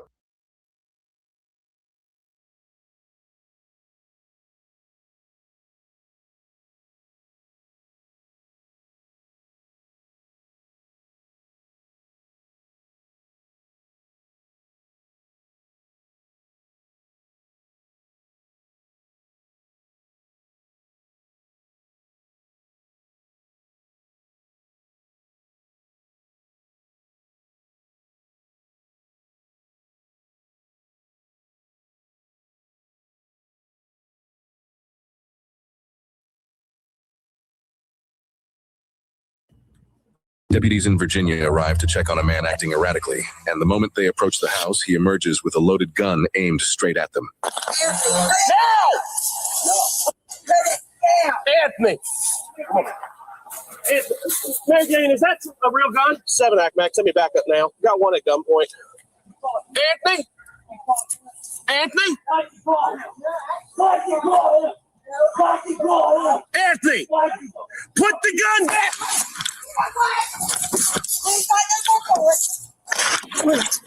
Is that a cap gun? That's a cap gun. 7-Act, Mac. Something she said. Mary Jane, I'm gonna shoot him. I'm gonna shoot him. I don't need to take this real. It is real. 7-Act, Mac. My car was shot. Send me back up now. Look at my back window. Look at my back window. Get over there now. And let me just stop it right here before we continue to watch the video, where this white man walks out of the house, points a loaded gun at an officer, and the only thing the officer does is ask, is that real? Until the man fires off a total of 6 shots, and he's still asking, is the gun real? Is that a cap gun? Talking to the mother, saying, I'm going to shoot him. Now, the reason I stopped it there was because how many times have we seen black men just with the thought of having a gun being shot down by police in a hail of bullets, more or less pointing a gun, in which we see the majority of these police shootings that we see with black men, that is their first say. He pointed a gun at an officer, so officers fired. I want to let you watch the rest of this video to see how this officer begged and pleaded with him. And even when the man came at him with a machete, he still did not shoot. He begged and pleaded for him to put the weapons down. Let's continue to watch before I give you some more commentary. Get over there now! Mary Jane, get over there now! Get over there now! Anthony? You're gonna wind up getting shot! Come on!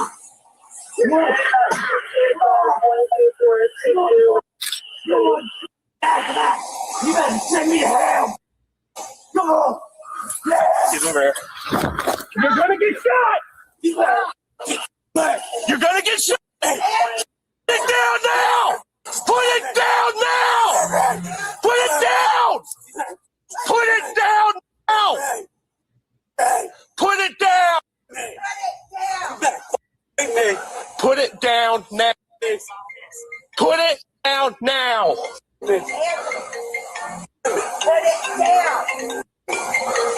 Where's that other girl? Anthony, I do not want to do this. I do not want to do this. Put it down. I had a bad day. Put it down now. I know you want to. We know you want to. Come on. Put it down now. Put it down now, Anthony. You wanted to do. Come on, Dominic. Put it down. Come on. Put it down. Put it down now. Put it down. Anthony? No, Anthony. Anthony. Anthony, put it up. Why you have Jane? Mary Jane, move over by your car now. No, Mom, don't go over by your car. Don't go over by your car. Don't listen to that. Put it up, Anthony. Put the machete. No. Put it down. You already in trouble? No, I ain't going nowhere. Yeah, you are. I'm going to hell. Put it down now. I'm going to hell. Send me to death row. Put it down now. Death row. Put it down now. Nope. Bob, come out of the house. Don't cook Mary Jane. And I have to stop it real quick again, because do you see how many times he asked him to put the machete down? Where are all the white people who say, well, why didn't he comply? If an officer gives you command and you get shot, you should have complied. Well, why is this officer not shooting? Anthony, put it down, please. I do not want to do this. Please, man, put it down. And the mother is still standing in the way. She ain't went by her car not one time. Black mother, black son, black granddad, everybody would have been shot by now if this was the other way around. Let's continue. I don't care, Mary Jane. I got to take this serious. I know y'all. I know he probably won't do nothing to you. But you got to understand, you have to get back now.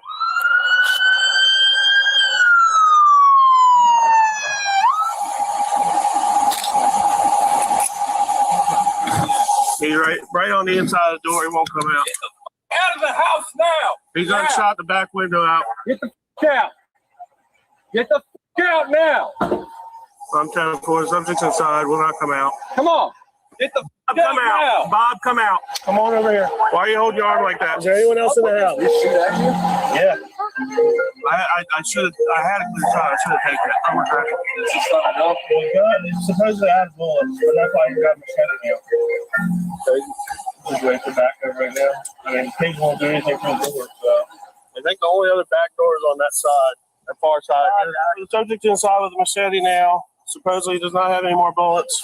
This is Anthony Baumgartner. No, absolutely not right now. And he's currently cutting with the machete. Mary Jane, I cannot have you go to the door. I cannot have you go to the door. That's it. It was a BB gun. The only reason why I didn't shot it because it sounded like a pop gun. Let's make entry. I'll cover you the taser.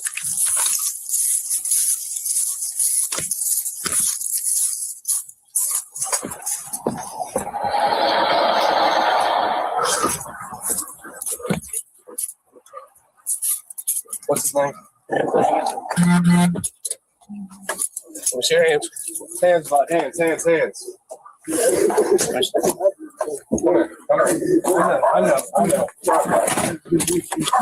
Give me this hand. And I'll just stop it right there. Because if this would have been a black person in an urban neighborhood, he would have been shot at the count of 3. You heard the officer say, I know y'all. And that's very important, because most of these officers who come into the urban black communities have no connection, have no relationship with the community. So it's easier to shoot. You heard the officer even say, I know he's not going to really do nothing, after he shot out the back window of your car. And the mother is steady interfering with the investigation, not listening, going where the officers tell her she wants to go to the door. I can't let you go. They're doing all this begging and pleading, and eventually goes in with the taser after this man had already shot at the police. And you even hear the officer say, I had a clear shot. I should have taken it. Why didn't he take it? Why? Because he is going to protect whiteness at all costs. But let that man, a black man that walked out of the house with the gun pointed at officers, y'all already know how that would have went. And so I showed this just to show that there is a level of restraint that police can show when they value the lives of the people that they're encountering. And we have seen time and time again where 72-year-old Patasha Clark in New Jersey got shot because she had a knife when officers were trying to do a welfare check on her. Another lady in Baltimore had the same thing happen to her. She came to her door with a knife and police instantly shot her. No backing up. No, please put the knife down. Hey, no, none of that. So where is all of this restraint when it comes to black people? Y'all let me know what y'all think about this in the comments. As the scripture says, he will raise up sinners of the Gentiles who respect neither old nor young, but are more strong and wicked to do evil than all the children of men. But these Gentiles will respect the other Gentiles and not take them out. Y'all let me know. 919-587-7782. Thank y'all for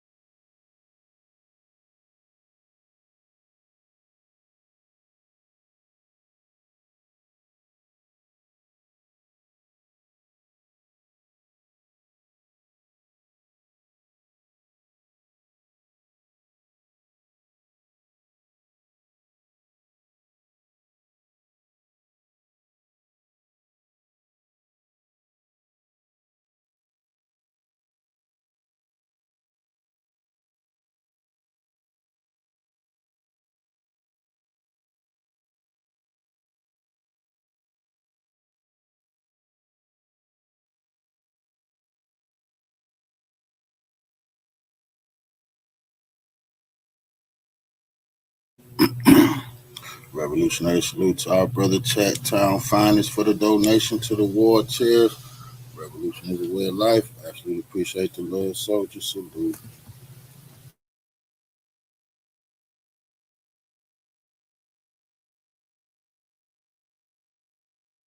I think are two different things. I think there are many whites who act friendly toward Negroes. A fox acts friendly toward the lamb. And usually the fox is the one who ends up with the lamb chop on his plate. The wolf doesn't act friendly. And therefore the wolf has more difficulty in getting the lamb chop in his plate. I'd like to point out, though, that I say that because it is usually if you study the structure of the Negro community, economically, politically, civically, psychologically, and otherwise, it's controlled by the white liberal, who usually poses as the friend of the Negro, who actually differs from the white conservative in the same way that the fox differs from the wolf. Their appetite is the same. Their motives are the same. It's only their mannerisms and methods that differ. Hello, Freedman family and our riders. That was the beautiful ancestor King Malcolm X, always speaking truth to power. And as always, his words still ring true to this very day. Now, King Malcolm was talking about politics in that particular clip, but I believe that principle can be applied to our situation as Black people as well. Now, while we must absolutely be careful of some of our own, we must never become so comfortable around others that we forget to be cautious around them folks as well. Because being friendly and a friend are two completely different things. When you hear some of these heavy stories that's been coming out lately, like Nolan Wells, Daniel Irvin, Rasheem Carter, Tammy Horsford, and so many others, you begin to realize there really is a difference. You see, the enemy doesn't always come straight at you. King Malcolm X been telling us that for a long time. Sometimes they come with a smile or a helping hand or making you believe you can trust them. Guys, I'm from the South. I can tell you some of the friendliest people are from here. Now, I'm not saying that racism is only in the South, because King Malcolm X himself also said anything south of Canada is the South. And Dr. King himself talked constantly about how racist Chicago was. New York at one point had one of the largest slave economies in the country. Our ancestors all knew this because they experienced racism wherever they went, not just in the South. You see, stories like the people mentioned above is why many Black folks had rules. Who had the rules, guys? I'm not talking about chores or curfew rules. I'm talking about the rules that were pretty common in Black households, like be in this house before dark or before that street light come on. Leave with who you came with. Come back with who you came with. Always let somebody know where you are. Don't let somebody be your own ride home. Let me know when you get there. Everybody is not your friend. If you look around and see that you're the only Black person there, leave. That's even if you get further enough to go to a party where you're surrounded by them folks. You see, nobody ever explained why those rules existed or why our parents had those rules. Those of us who had the rules, they were simply the rules. And you had better not question them, talk back, or break them. Our Black freedmen ancestors didn't just wake up one morning and decide to make life harder or create limitations for our children or teach us to hate anybody else, even though others are raised to hate us. Somewhere along the line, somebody learned some very hard lessons. And instead of allowing those lessons to die with them, they passed them in the form of rules, hoping to increase, chances that those behind them, as well as their grandchildren, would make it home safely. You see, that's what self-preservation looks like. Many of them folks, they are now trying to flip the narrative and paint Black Americans as the ones filled with hate or prejudice. But no. History tells a different story. See, history tells a story of slavery, Black codes, convict leasing, sharecropping, the Dred Scott decision, thriving Black communities that they destroyed, and the constant injustices of Black people who came up missing, who were lynched, fed to animals, chased down, or discriminated against in any way they can think of. You see, stories involving missing Black Americans, suspicious deaths, and investigations that didn't receive enough attention didn't suddenly just begin. See, most of us have heard of Emmett Till, but there were countless other Black Americans whose deaths were suspicious, who suffered at the hands of disappearances, like Mr. Lloyd Gaines, who disappeared during Jim Crow and was never found, Mr. Lewis Allen, whose unaliving remains unsolved to this day, Miss Mary Turner, I get emotional when I think about Miss Turner. Her story is a doozy. What is new, guys, is that we have smartphones, YouTube, podcasts, live streams, and ordinary people documenting these stories. And for that, I'm grateful. Now, I've been out tending to family matters, but I still been paying attention these past few weeks. And I've been processing all these deaths that I can't help but notice the pattern that they go on when some of us are around them folks. Like, for example, right now, a lot of people are discussing the story of Nolan Wells.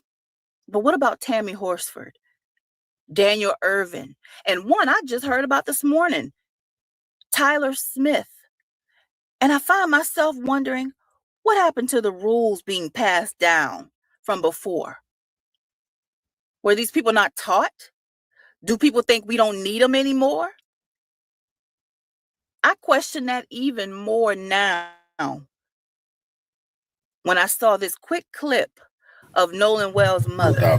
Now, y'all, before we get into it, please be sure to like this video and as well as check us out on the African Diaspora News Channel app, okay? Let's get into some heavy truth. Do you think race might be a factor? Like my wife said, I don't want to believe that, but it's so many things have happened, and so many things have been swept under the rug. Like I said, Nolan didn't see color. He saw people for who they are. And I used to always tell him, son, you need to go out there close, because everyone is not going to reciprocate that same love that you give. I just want transparency. I just want to know what happened to my son. How could you not see that this is about race? Now, some of what I'm about to say gonna piss some people off, but sometimes the hard truth trumps it all.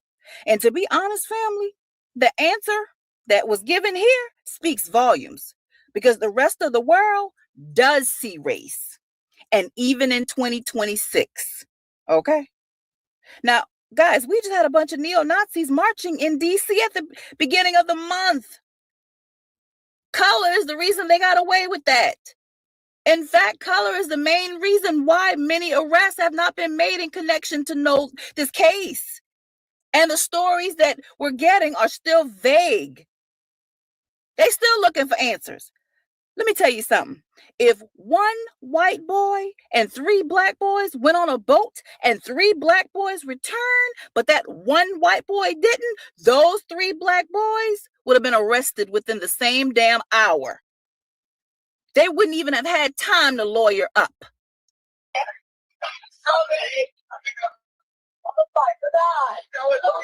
CITO Assistant, Vicky speaking. How can I help you?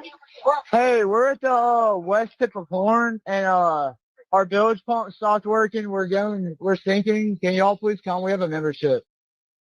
All right, of course. How far is the work coming up, sir? Can you give me a description? Ankles? What'd you Hello? say? Hey. Yes. How far is the water coming up, sir? It's coming up. We're just sinking. I don't know. Like we're going down there. You heard that background though? Did you hear that background? I see color well enough to know that this is why a few others had to step in and bring attention to your case and get something done for you. I see color well enough to see that a black man named Tyler Perry came to pay for that funeral. A black man, Spike Lee, brought attention to it. Ben Crump jumped on the case, regardless of what you think about him. He brought attention to it. Byron Allen donated hundreds of thousands to help you out. And a black guy, Colin Kaepernick, paid for an independent autopsy because Mississippi clearly ain't doing what they supposed to be doing. So I don't understand how you could not see race, how you could sit here and say you hope it has nothing to do with race. Because you know what? I see very few Asians who you've identified with, ma'am. Very few Asians at first said anything about your story. Also, shout out to some of the Black women who actually been on this story, because it's a lot of us who've been on it. And even some of them folks who've been calling this out, just a few of them. Because truth is, white supremacy is a system. You got the Mississippi governor out here telling this woman, Nolan's mother, to pretty much let them handle it, when it's clear they are not handling it. It's clear that there is some form of cover up going on here. And it took Black men and women to bring attention to this case. Black people should not have to air out their grievances out to have judges or police or detectives removed because they're not doing their job. You shouldn't have to have a sound engineer volunteer to do something to a call to get a little bit more evidence. You see the lengths that these people go through? No matter how nice they are to you, this is who they are. And if you think I'm lying, go look on those TikTok comments or those Facebook comments. They're having a full-blown meltdown because these teens are being questioned. And now Mississippi is forced to take accountability. All of them are in it together from what I see. Nothing has changed. I don't care how much they get mad at Black people for bringing up the history. Nothing has changed. And a quick Google search or a TikTok check will show you that. Plenty of these police officers still harassing Black people. Karens questioning Black people because they think they can. People still coming up missing or dying suspiciously. Being strange fruit, even to this day. See, this is why our ancestors had rules. And each time something happened, another rule was added. See, some of this could have been prevented. And while knowing all the rules and the patterns may not prevent all bad things from happening to us, our ancestors still left us a blueprint. The same ancestors them folks and many other groups want us to forget about. You see, situational awareness was always a must, and clearly it still is. It could save Nolan and possibly a few others too. You know, guys, we must come to understand that we don't need to give a damn about those why everything got to be about race people or it's all in the past people. You see, in the world, our children are not allowed to be babies. They're never seen as kids, and our adults are definitely not given the benefit of the doubt. In reality, if you take the emotion out of it, teaching our Black children and even some adults just to be colorblind in a world where everybody else sees color and acts upon it is a dangerous thing. If you're the lone Black person in a secluded environment with them folks or any other group, you as the lone Black person may find yourself in danger. History shows this. And again, so does the constant pattern now. It could also be grave danger, when we lose sight of our cultural heritage and our race. Now, I know some Black parents love the idea of their kid being the only Black kid in a white group, or some Black folks honestly love to hang with them folks as well. You see, some people see this as progress or indications of success. But look at Nolan's situation. Was it really worth it? He's not here now. And them folks are still lying about what's going on with him. They just released this baby's autopsy. Inconclusive. Everybody on code. Nolan's case, as well as others, are a perfect example of why some of us should stop patting ourselves on the back just because we feel we have escaped our own people at any time. And as I've processed a lot of these cases and just looked at them, many of our people are surrounded by nothing but them folks. The ones who come up missing or had suspicious death. See, they don't see this as a possible dangerous situation. And a lot of them appear to not even be aware of what could happen to them. You see, at times when we are young, like Nolan or Daniel Irvin, we don't see the danger we could be in with things like this. Adults like Tammy Horsford as well. Guys, when you belong to a marginalized identity, it's essential for your survival to remain socially conscious. And even at times, that's not enough. And while many of us want to get along and love all at the same time, we got to come to the realization that everybody does not like us. And that is because of our race. The rules that I keep referring back to is because of our race. Understand that many of them folks get away with this kind of stuff because when something happens to the Black friend who may not be aware that they could be in danger, see, they all get on code. Even the good old white boys, you know, the one that they always talk about, the good white people out there. And that includes law enforcement too. They all get on code and they become okay with getting these conflicting reports. Then everybody play dumb or stick to a vague story. I would say that that's just how Mississippi rolls, but honestly, all of the cases I've seen haven't just been Mississippi. And this, again, have not just started. You see, they know the system is designed to protect them and give them the benefit of the doubt. Our ancestors knew this very well. Hence, again, the rules. Notice there's still no articles about anything remotely close to criminalizing them folks who just happen to be around when something happens to one of our own. Look at the teens in Nolan's case. Even though there's a lot of suspicious activity going on, the police don't know nothing and all are on code. So their kids won't be held accountable. This family had to get a second autopsy. And even then, that wasn't completed in its entirety because they didn't even send all the baby's parts. Even the media tried to report it as a tragic mishap. But now Mississippi got heat on them. Why? Because of Nolan's tribe. That's why it's so important to never forget your identity and never get comfortable around them people. See, your tribe is the one who will always come to you. Not saying you're going to be perfect with everybody, not saying you're going to get along.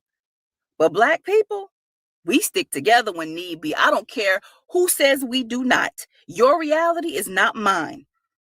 That's why you see in the Nolan Wells case, as well as others, people like Tyler Perry, Colin Kaepernick, Byron Allen, bringing some attention and forcing Mississippi, really, to admit the truth. Oh, it's coming. They ain't got no choice now. Even the other cases that we didn't know about are now coming about. At some point, you have to realize that one day, all you may have is your own people. Now, before I end this video and get ready for Raising Canaan tonight, I want to circle back around with some of these rules and details and just a few reasons why we need the rules, or how the same thing that keeps happening with the same group of people show why we actually may need to listen to our ancestors and keep these rules in place for our own self-preservation. Now, keep in mind, this is just a few, as this is a post and not a book. I do, however, invite you to tell me if you learned rules, if you heard of any that I'm going to mention, if you think we don't need them.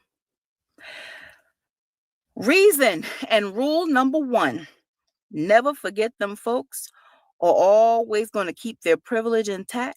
And no matter how nice they are, they're always going to choose their own people over you. People love talking about them good white folks, or how not all are the same. But when push come to shove, as my mama would say, they always going to choose their own people over you. In 1963, Mr. Medgar Evers, the NAACP field secretary, dedicated his life to fighting for Black voting rights and equal justice for his people. Now, because of his work, he became a target of them folks, determined to stop the progress of Black Americans.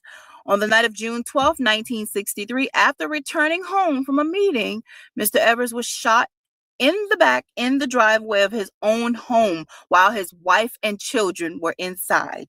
Although the man accused of unaliving him was identified almost immediately, 2 trials ended with all white juries failing to reach a verdict. It wasn't until 1994, more than 30 years later, that Byron Beckwith was finally convicted after living out his life. Now, this was one of the more rare cases where justice was eventually served. But look at what it took. More than 3 decades of persistence and pressure. If you look around and realize you're the only Black person there, leave, or at the very least, pay close attention to your surroundings. In 2018, Tamala Horsford attended an adult sleepover in Forsyth County, Georgia, where she was the only Black woman in attendance. Now, for those who don't know, Forsyth County is known to be a former sundown town. Now, the next morning, Ms. Horsford was found unalive in the backyard. Investigators concluded her death was accidental, but the case drew widespread public attention after questions were raised about differing accounts of what happened that night. Come back with who you came with. 23-year-old Alonzo Brooks went to a party in a predominantly white area of Kansas. His friends later said they lost track of him and ended up leaving without him. A month later, Alonzo's body was found in a nearby creek. Years after he was buried, his body was exhumed for a second autopsy, which determined that his death was unaliving. Don't let somebody else be your only way home. In 2020, 18-year-old Elijah Witherspoon of South Carolina, my home state, went on a boating trip with white friends and never returned home. His body was later recovered from a river nearby. As questions were raised, conflicting accounts of what happened began to surface. A whole nother tragedy that has actually just been pushed back into the spotlight because of the Nolan Wells case. 18-year-old Tyler Smith died from a gunshot wound to the head on July 4th that those at the party said was self-inflicted after they were playing a dangerous game with guns. While the initial reports claimed the shooting was self-inflicted, the case shifted after investigators had a little pressure and discovered that the recovered firearm from the scene did not even match the shell casings found at the scene, leading to the arrest of Bryce Chestnut for tampering with evidence.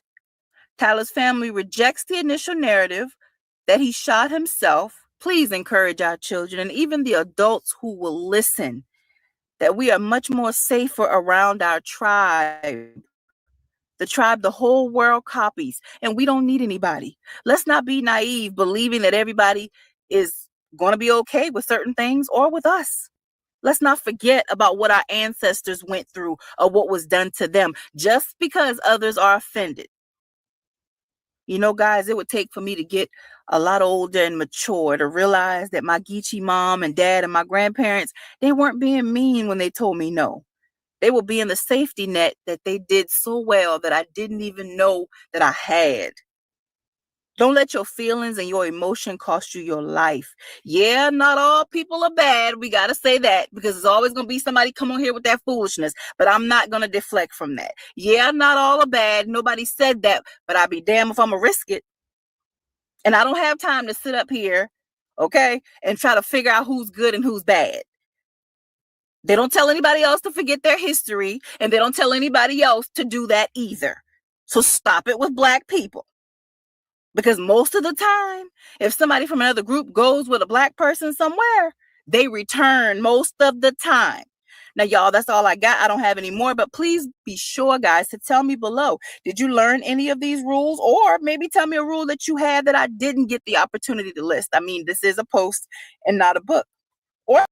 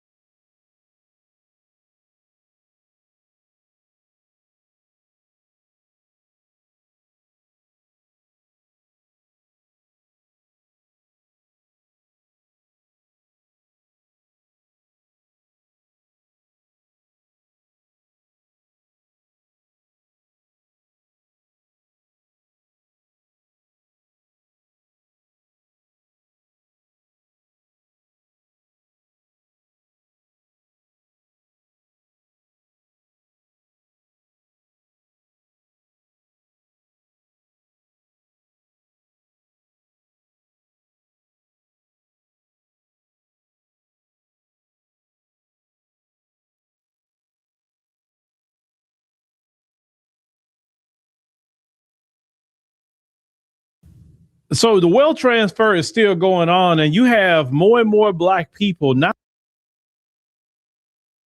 only not going to Asian businesses, the nail shops, the beauty supply stores,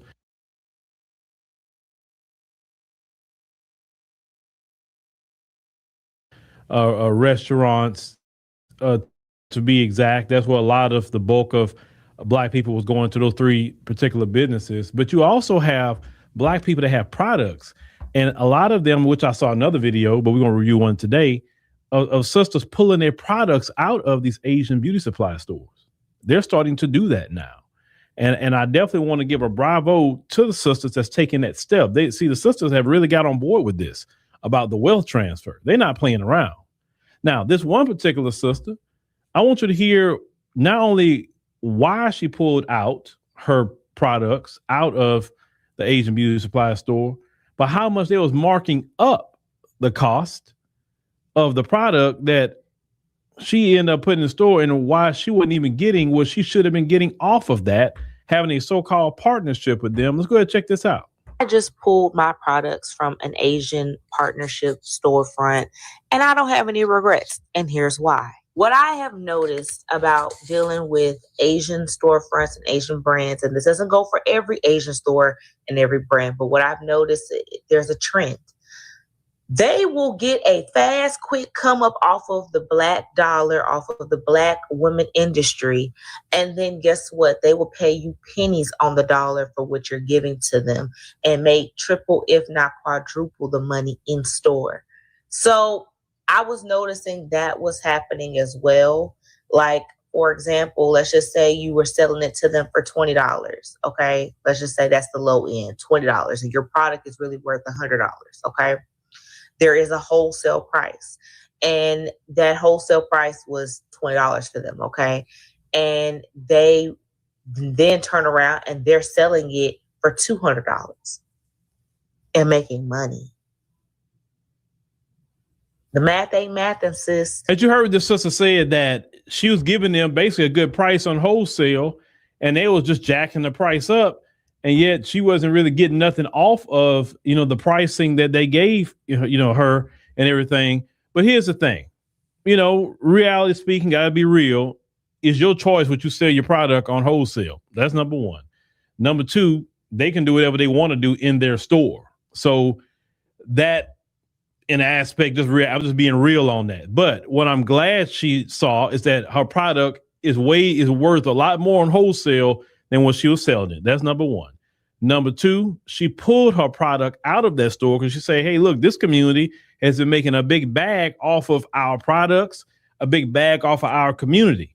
And our community now is looking at things and auditing where our money is going and saying, no, we're not going to go to nobody's shop, nobody's restaurant, nobody's beauty supply that have any kind of disrespect for Black Americans. Now, some have continuously said, well, hey, man, I haven't done that. And why am I catching strays? Well, it unfortunately, that's how it works sometimes. What do they always say? The good usually suffer for the bad. That's usually in everything in every society. That happens. That's why people have to check the bad so it won't touch the good. But let's call it what it is. We wasn't benefiting off of these businesses, the liquor stores they put in our community. It's not like you could say, hey, Black people in the community working at these liquor stores, Black people working at their convenience stores, Black people working at their restaurants, right? It can be in a Black community and not a single Black employee, but you got a gang of Black people in there eating. You understand? Dry cleaners, they don't hire no Black people. It's far, and now this reality speaking, some of them hire far and few in between, but it's not like, hey, you in this community where Black people gonna work here. We can't even look at their businesses to say, hey, well, at least they provided jobs for Black people in the community. They didn't do that. Black people have gone to these businesses and say, hey, I'd like to apply. They're like, hey, look at you like, what? Apply? Huh? I'm not, no, They don't hire us. And but they want our money though. And the best thing you can do with people, brothers and sisters, is just show them a lot better than you could tell them. Like this sister, she's showing them a lot better than she's telling them. She can go to Black beauty supply stores. She can sell her products online. There's so many ways that now you can get your product out. You got a good product, you get with certain people. And I wish I knew what the sister's product was in this video, because I would have, pointed y'all to go to the sister's product. She just didn't point it out in the video. But I tell all of y'all who's making these videos about your products and your businesses, say where they're at. I'll gladly tell people where it's at so people can go holler at you and see what you got going on. That's the least I can do when you are talking about different things. But this wealth transfer is permanent. See, we talked about this, the language the other day. Boycotting is temporary.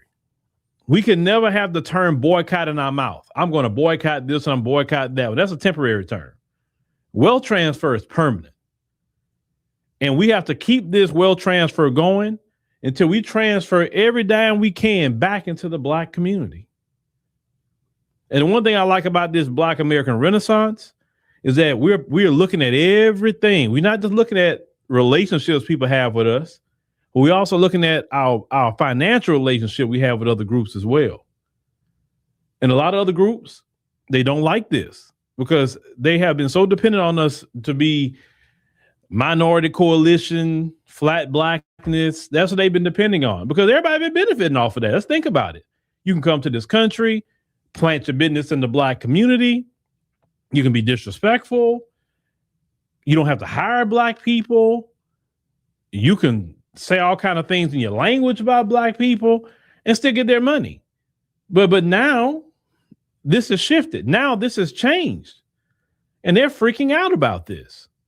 Their restaurants are starting to close. Their nail shops are starting to close. Their beauty supply stores are starting to close. And once again, this is, I think, the second major fumble they had. The first major fumble was assisting Edward Bloom with the Supreme Court case to stop affirmative action in college admissions. It hurt them more at the end. It didn't hurt us like that. It reduced their enrollment in these PWIs. Then the other thing with Rick Child. And some of them are still saying it's him. It's not. No. And I'm going to keep repeating this. This didn't happen because of Rick Child himself. No, what really sparked it off was that guy on TikTok, basically poking the bear. Y'all not going to do nothing anyway. Y'all, and Black people like, okay, all right. We about to show you more and we can tell you how we going to handle it and what we're going to do as a community. And see, he didn't like that. He didn't know what to do. This particular guy. And the community responded the right way nationwide. See, when they tell y'all, oh, that stuff just online, y'all just talking online. Ask them people in their businesses right now if it's just online. Don't let them lower what we're talking about online like it's just internet chatter. Nope, it's in the real world. And I'm proud. I'm so proud of Black America for taking this stand. I'm proud of you. Because for years, we've been talking about this, that we need to basically do a wealth transfer. And definitely we've been talking about years about the sisters really going to have to be a part of it, because they, definitely the nail shops and beauty supply, they're in there a lot more than us as the brothers. Of course, the brothers in the restaurants and stuff like that too, but the brothers also pay for their ladies to get their the beauty supply money and also the nail money. So men are spending in those places too. We may not be getting the services like that, but we definitely spend it for sure. And definitely you Black beauty supply stores, you're gonna have to act like Suge Knight from back, when Suge Knight had went on the stage talking about, hey, if you don't want producer dancing all in your video, come over here to Death Row. Yeah, y'all gonna have to come out there with y'all beauty supply.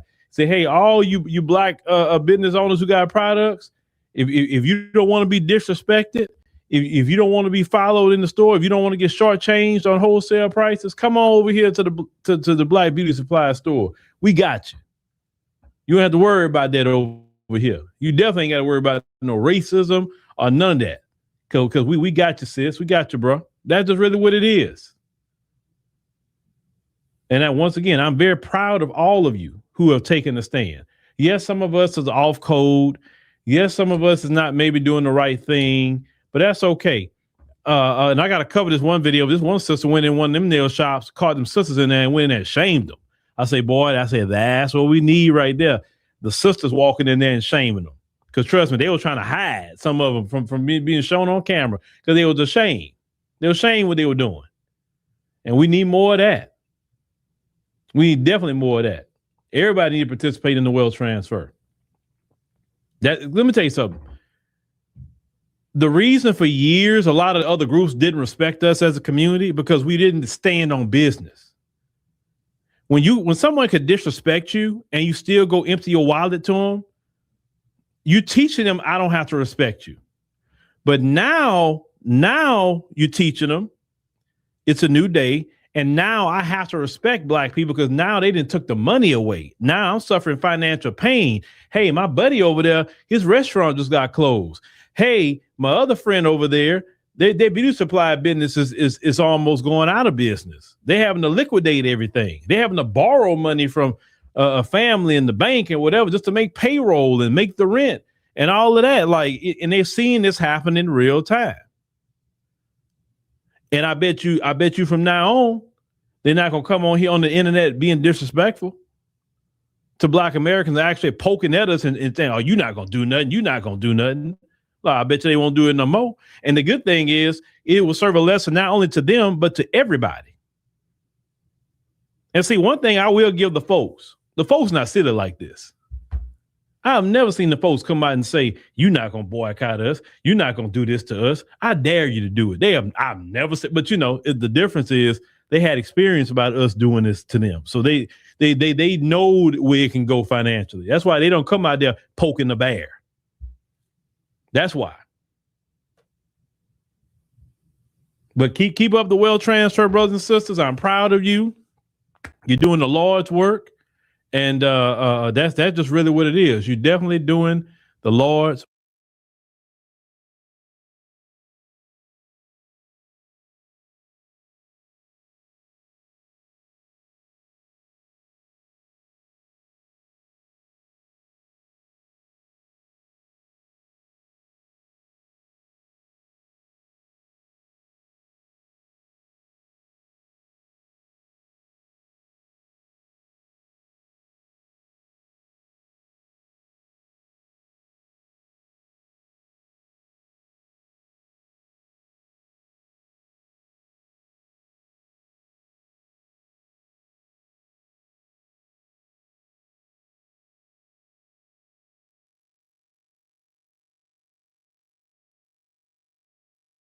As this wealth transfer continues, we have a black woman that's going to go check in one of the Asian nail shops.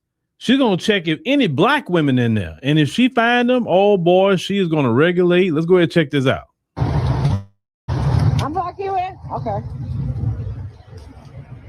I'm about to see if some black girls in here.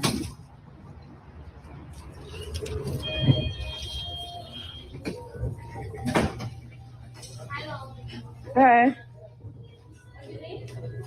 I need for all the black women that's in here participating to leave this shop. We are no longer supporting Asian restaurants, nail shops, or anything. You guys ought to be ashamed of yourselves. I'm here on behalf of the little boy tyrants.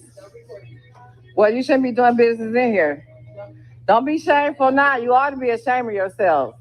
These people do nothing for our community, nothing for these schools. Y'all send their kids to schools, trips, pay for private schools. You can't even be $1 short. Yeah, go on and turn your head. You should be ashamed. Shame on y'all. How you doing, honey? Yeah. I'll give a shout out to that sister for going in there and letting them sisters know, hey, y'all off code. And the community's on code with a wealth transfer right now. And that's what it's going to take. It's going to take sisters to pull up in there and let people know when they off code. Because how is it that our community going to get any kind of generational wealth when the wealth isn't staying in the black community? We know from history and just the way we have been treated for decades. by all these other groups that they don't cut for us like that. They don't respect us like that. And a lot of reasons why they don't respect us is because we never really keep the money in our community. On top of not keeping the money in our community, they don't respect us because we are so quick to give our money out to everybody. They don't have to do nothing to respect us at all. Why would anybody respect a group of people who allow other groups to talk crazy to them, talk down to them, to do whatever they want to them? You know, understand what I'm saying? So why should they respect us? For years, they were putting black women in headlocks, locking them in stores, hitting them with brooms, doing all kinds of things, and you would still go right back. That's why a lot of people just didn't have respect for the community. But now, since the wealth transfer is going on and stores are closing, people are starting to want to get some act right. And we need to make, like I said, the reason why we use the term wealth transfer is because it's making this permanent. And we should have more sisters going in there and checking in those nail salons and letting them off cold sisters know you out of line, you out of pocket. We got a sister over here that can get the nails done. We got a couple of them. Get on a situation, make you an appointment, go show up. She'll do them. Let's keep this money in our community. Because we can't complain as a community who's getting well, I think close to $2 trillion a year, but then claim we broke. No, we're not broke. We just giving our money to every other group who don't have no respect for us and don't even do anything for us, don't even hire us, we give jobs in the community. That's the thing. Like if they was giving jobs in the community, if they're participating in the back to school events, the Juneteenth events, if they were just doing active things in the community, whatever it may be, if they, somebody has some injustice, they help put in on a lawyer or something like that. People will remember that and say, yeah, you know what? We may be doing a wealth transfer, but Miss Lee over there, yeah, we're going to keep going to her. She's straight. She part of the community. We're not going to do her like that. And I know good and well that's how it would be. And the community wouldn't have an issue with it because you could their track record, they got receipts. They got plenty of receipts with that track record. But there's a but. Right now, we're focusing on putting more money in the black community, circling the black dollar, which is super important, the black dollar, and making sure that we're good in our community. We all got to stand together on this. I haven't been to none of these restaurants ever since this wealth transfer. And sometimes I want to have certain type of food, but that's okay. I go to Costco. I'll make it at home if I got to have it that bad. That's why I'm at with it. I'm not going to the restaurants talking about we on a wealth transfer. No, I can go to everywhere else. But I got to stick by the community too. I can't be making these videos and then sitting up in the restaurants. I just can't do that. Now, we stay the course. If we stay the course, I promise you that we would garner some of the biggest level of respect if we stay the course. Don't back down. Don't give up. Don't be sitting up here like, well, it's been long enough. No, it's never been long enough. It's been long enough for us shopping over there. We've been doing it for decades. So they can deal with us gone. Let's go shop decades in our businesses.